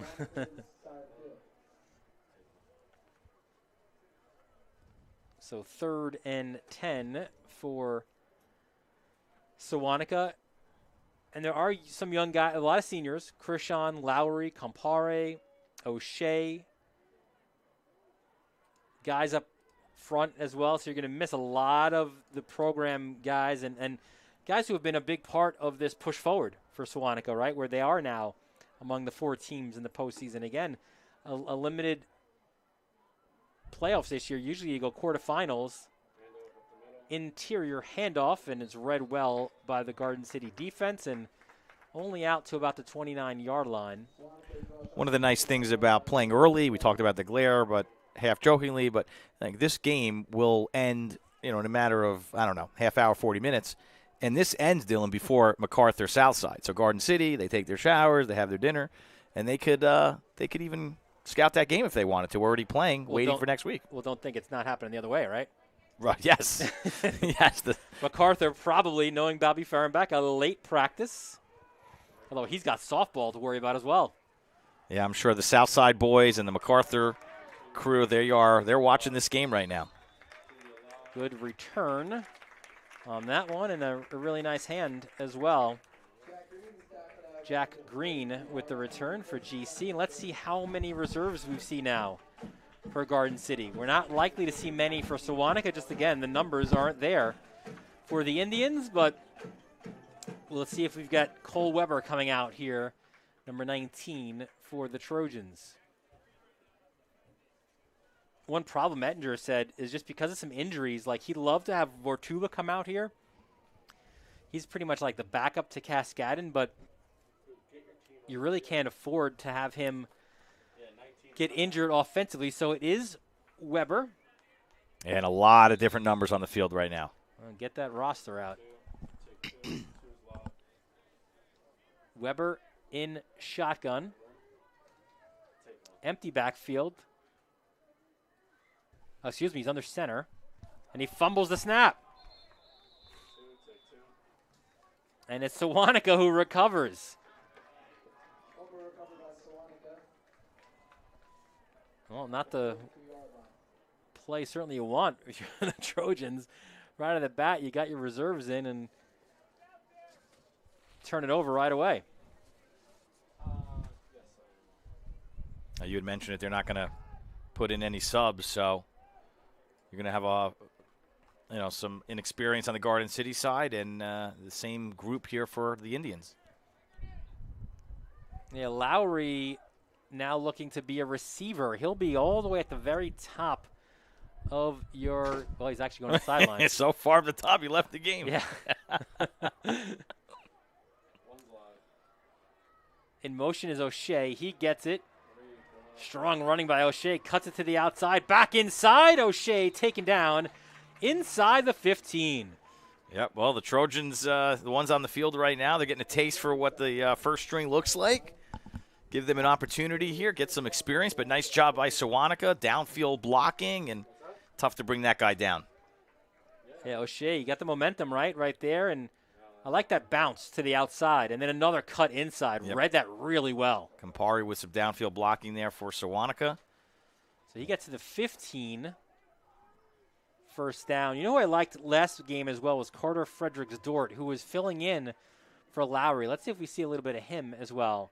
Campari in motion. Krishan calls his own number, cuts inside and gets close to the first down marker. I think he's about a yard shy.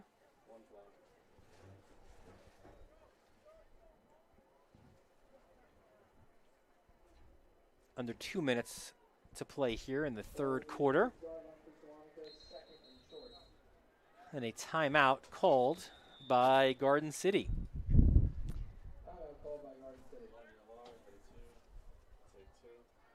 We mentioned we have another game tomorrow. More playoff football ahead here on the Varsity Media Sports Network. We go from Conference 1 to Conference 4, where the top-seeded Vikings of North Shore taking on the fourth-seeded Cold Spring Harbor Seahawks. Should be a good one. First game was a good one. Yep, as well. A rematch game. A lot of these are. This game here is a rematch. Cold Spring Harbor, they've got weapons, and North Shore's got LaRosa.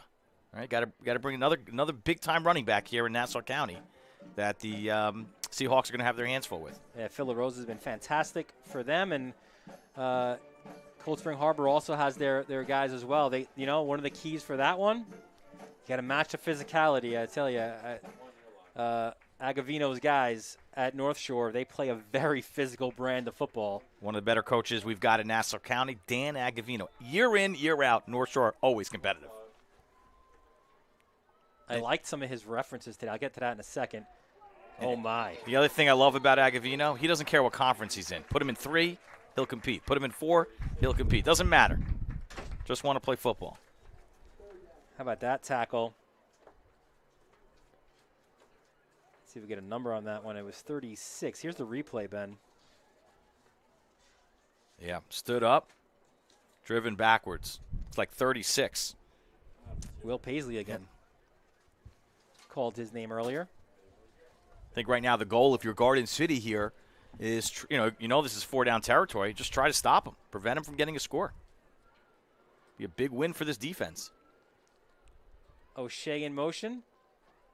He gets the end around, got some blockers in front of him. O'Shea again bounces to the outside.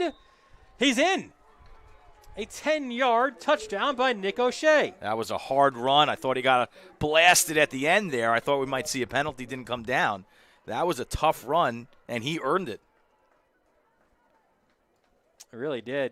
Here's another look at it. Watch O'Shea. Again, that jet sweep. Yeah, there's a big hit there. Couldn't see who came in with a crushing blow by Garden City. So definitely earned the touchdown on that run. Hall will attempt the PAT. O'Shea to hold. I'll tell you, he is a kicker. That is good. The interesting here's a cool story about Jaheim Hall, right? A soccer guy a few years ago, number 78, Jaheim Hall, started coming to the weight room, and he said, "You know what? I'm gonna come out. I want to be a kicker." They recognized his size at 6'1", 260, and he kind of was getting more into football. And they said, "Hey, you want to play in the line?" He said, "I'll do whatever you need me to do. I'm all in. I want to play football." Before that Garden City game, that was his first start. He's been there ever since. And he's only and Hall, a senior. He could easily be all county, kind of depending on where they go. Talk about a blue collar guy. Not only does he play football, right? Hall also works with his dad, who's a plumber. So he is all in. He's doing the grunt work. Jack of all trades. Yes.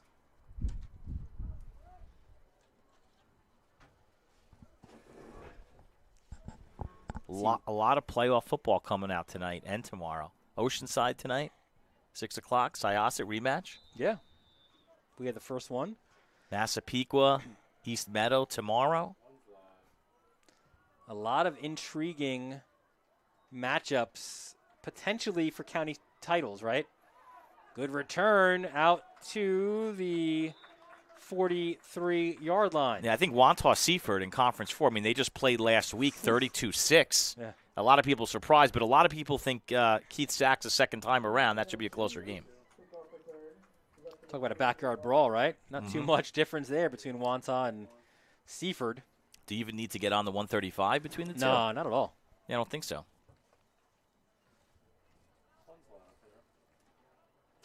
All right, so now is this again your second string, or are you like, you guys messed it up last time? We're going back to our starters. No, I think you stick with it here.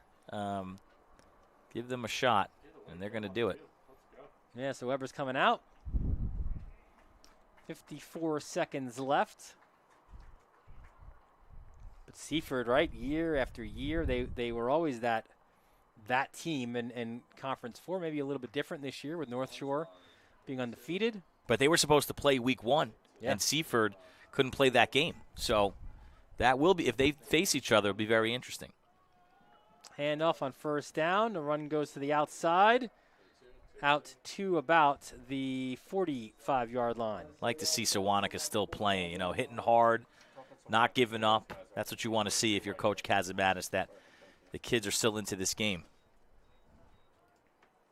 We mentioned JV guys up. Well, there you go. First carry for Aiden Considine, number 18. Aiden Considine with the run out of the JV. That's pretty cool, man. Hey, you played JV all year. Now we're in the postseason, and you get a carry in the third quarter. That's pretty exciting. And that'll take us right up to the end of the third. So we've got 12 minutes left in this one, and it's all Garden City. The Trojans lead Sewanhaka 35-14. You're watching this Nassau Conference 2 semifinal on the Varsity Media Sports Network. Now is the time to promote your business on our broadcasts. Now Farmiga will fire and find the back of the net. Top of the key, 4-3, good. With viewership in the thousands, your company will get the local attention it needs. Best of all, we offer affordable rates. High school sports online audiences are growing. Take advantage by advertising with Varsity Media. Hands off, three-point shot is up and in. You back them back 3 yards, it doesn't matter. Touchdown, Freeport. Contact us today, 516-403-2050, varsitymedia.net. Welcome back to Warren King Field. 12 minutes left to go in this one. Garden City in control, 35-14. Looking to improve their record to 5-0. They are also one of those teams, Ben, that because of different situations, games couldn't be played. Didn't make up the games. They didn't have any of those cool sort of matchups like we saw in Suffolk County where Sayville played Floyd. Right. So GC looking to improve to 5-0, reach the county final again, and try to win another county championship at that. Looking for their 25th and 5th in a row. Did you happen to see a little political pressure on playing the LICs from Lauren Curran? Did you see that? I don't know. I don't think anything's going to happen. Laura Curran. Curran, I apologize. I apologize to our county executive. You should. I mean, she's such a proponent. She was the first one, as a nice run there on first down. When there was talk about getting back on the field, she was the very first one, Curran was, to be like, yes, I'm signing this. Let's get these guys back out playing. Great first down run. I mean, I, along with everybody else, would love to see an LIC. I don't think there's time because lacrosse is starting. How could you do it? Can't. You can't. The season would have had to start a little bit earlier. Yeah. I think that was Rosenblatt with the run. So that's now 2 of your 4 JV call-ups to get a carry. Yeah, there's just not enough time. I mean, as much as everybody would love to see, who's Garden City going to play against in Suffolk County. Next week is lacrosse, folks. Yeah, listen, I'm more team lax in this because that's a season that was completely lost. Let's not keep, as we've got a flag, let's not keep making lacrosse to be the short season, right? Like They lost our whole season. Correct. And as it is, believe it or not, some games are being pushed back because of football playoffs. Only a couple of days, but still. I mean, look at the potential county final here, right? Garden City, let's say it's Southside. those are how many lacrosse guys, right, for both teams? That's correct. MacArthur, you got a mix of baseball and lacrosse. Cold Spring Harbor, Wantagh. You can go on and on. Syosset. Massapequa. Oh, my goodness. A lot of lacrosse all over the football fields. Weber under center. I formation here.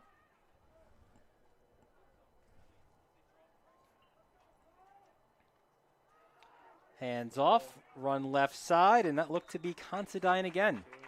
Well, he's shown that he belongs here on this stage. Listen, we had a really good, I watched some of that before our game last week, before our Oceanside game. We had that great Garden City Southside JV game. Got to see some of that future talent, right, for Garden City there. Yeah, he was all over the field. Alert the authorities, Considine has arrived. 2nd and 8 from 34. Weber gets the instructions and gives them to the big guys up front. Paresa is at the bottom of your screen, sole receiver there.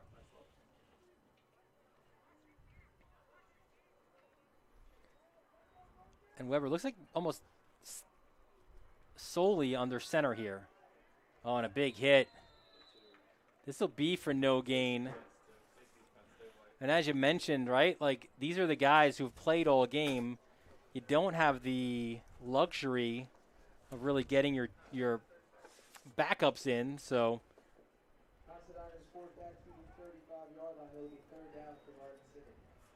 Let's get pushed back a yard to the 35. A lot of hands on hips there, right? I mean, those are some tired dudes on defense. Playing this whole game. Not too many substitutes. And both sides of that. Yep. Two-way players. Shaheem Hall right now getting a bit of a breather. 3rd and 10 from the 34-yard line, 35-yard line. Weber in no hurry.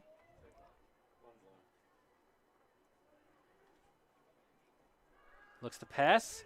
Goes long, has a man. Paresa leans back and unable to come up with that. Yeah, he's saying, wait a second. I was on the sideline. I caught an easier pass than that one.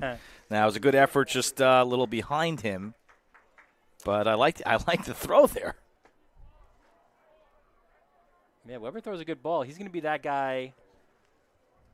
Well, he'll be battling with Schmidt. I mean, Schmidt will have the edge as a can't really say a 2-year starter, but technically a 2-year starter. So they will punt now from the 35-yard line. That show of respect as well, right, from Garden City, not looking to get too much going, too many points up on the scoreboard. And Weber looks like he might have hurt something. Punt, a good one, because that's difficult, right, at where you are. And it rolls out at about the 12-yard line. Dylan, just want to take a second to thank the Garden City parents for having us this entire season. It was a pleasure to broadcast all the games. I know they got shortchanged one during the year. I think they were supposed to play Valley Stream Central. Didn't happen. But for all the games that we were able to make it to, including this one, we just want to thank Garden City for having us. See a look at the fans. And also the Paul Eckner Foundation and the Friends of Garden City Football, who helped make all these varsity football games live stream broadcasts possible by their generous donation. So here at Varsity Media, I know you feel the same way. For our entire production crew, it has been a pleasure. So thank you to the Garden City parents and the Garden City community. By the way, we will continue the next season. We will get there. This will be our final football broadcast. We will not be able to bring you of the Garden City season. Of the Garden City football broadcast. We will not be able to bring you the championship game. But again, it's been our pleasure, and we're very appreciative to the entire Garden City community and to the parents. And I know he wouldn't want me to say this, but I'm going to say it anyway. To our guy, Pierce Archer, who's doing a fantastic job right now snapping photos from the sidelines. A very proud parent, so we want to thank him as well. Well said.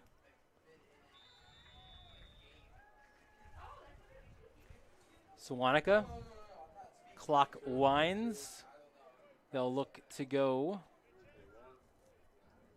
about 87 yards if they want to find the end zone. Man in motion. There's the handoff, the run up the middle. 26 had the carry. That's Jason Costa. So our first look at Costa there, number 26.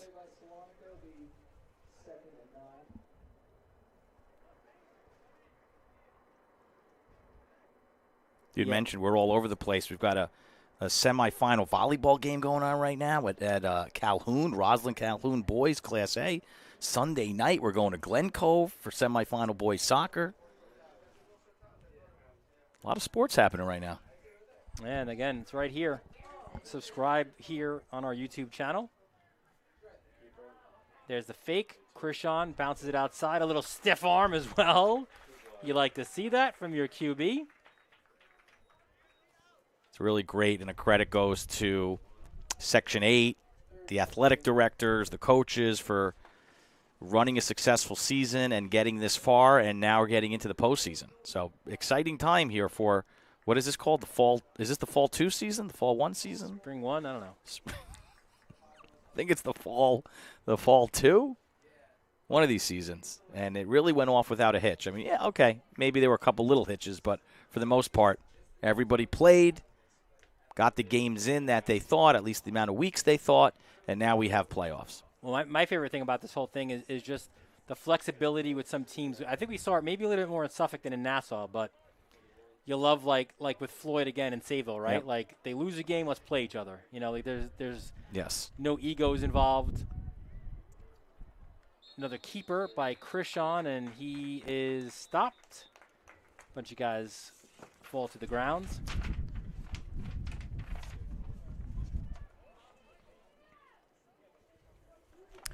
Looks like they're getting Dominic Belletta, number 11, some action here, Sewanhaka is. I'm a proponent of a non-conference game. New Jersey does that. Yep. Where at the beginning of the year they play, I don't know if it's 1 or 2 games before, but they also have I think they have more games of the regular season. Well, I like what they're doing with lacrosse, where like they're kind of making power conferences, right? Where like you lose some of those big non-conference games, maybe like against a St. Anthony's or a Chaminade, but you get to play, like Syas is going to play Garden City and Cold Spring Harbor and Manhasset, and usually a lot, in previous years they're all in different conferences. Yep. In boys and girls, you've got power conferences now, Conference 1, Conference 2, and it's all based on ability. Will we ever get there with football? That's a whole nother Tougher. political. Laura Kern might have to get involved. I'm not sure. I don't even think Her she wants that. office is not too far away from here. I don't think she's touching that one. So GC, 326 and counting away from another county final. Sewanhaka, their only 2 losses of the year will be to Garden City. They'll end up at 4-2. Yeah, So they ended up beating everybody else. I mean, they beat New Hyde Park, Calhoun, Belmar JFK, Mepham. there's a lot of teams that wind up saying in their season, yeah, we were undefeated, but we lost to Garden City. You know? Considine again. Future is bright here at GC. So is the sun right now.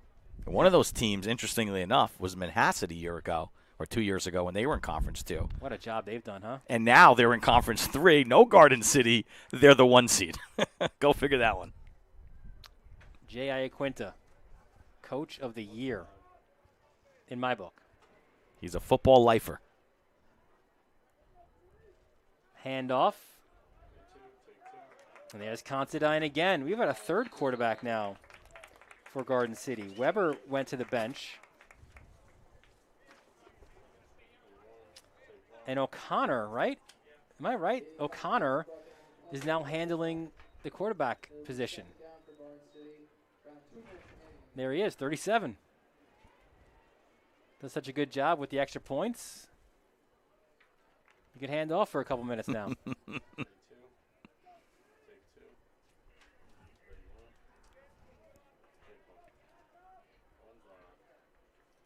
He does just that. Run up the middle. And it's Considine again. Funny thing is, when I was driving here today, I got the text from Ettinger, and here's our JV guys. Yep. They might not see time. Here they are. Yeah. Well, as a coach, you're going to be, you never know what the game's going to look like. So you're not sure if those guys are going to get in, but he'll be very happy. The whole team will be happy. The community will be happy. Hey, it's Friday night. You've just won. You can get home and enjoy and get an extra day, which I think is really important. You get an extra day, assuming the game is going to be Saturday next week. We don't know. But it will be here.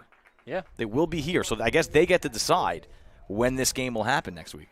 Ryan Mayer up the middle, number 20. And that's that different wrinkle this year, right, where we've seen some more fans able to come as the weeks go on, and it won't be a full house here at Garden City. But you know what?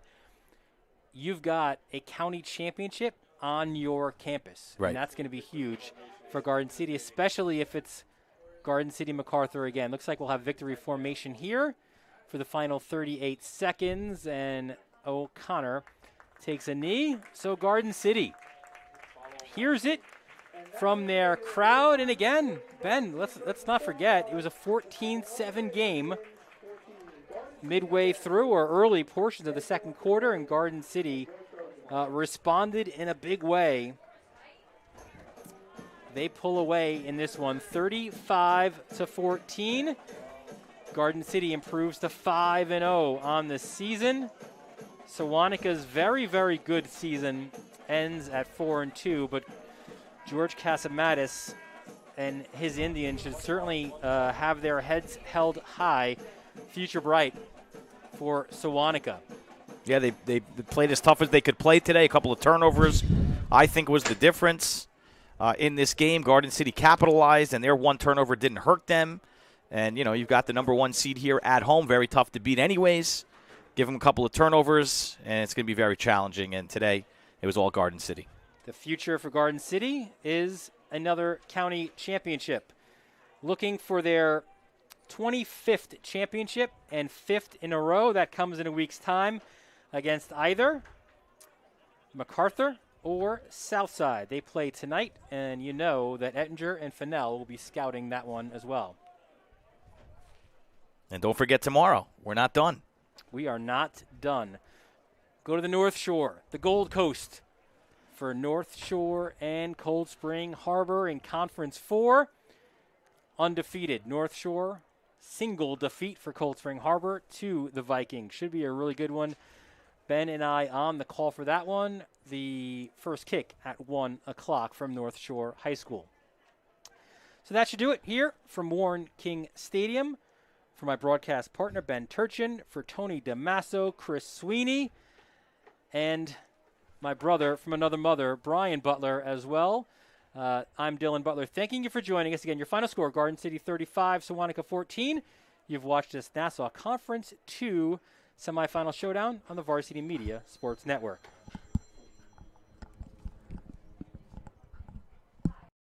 You're watching the Varsity Media Sports Network, the home for New York high school sports.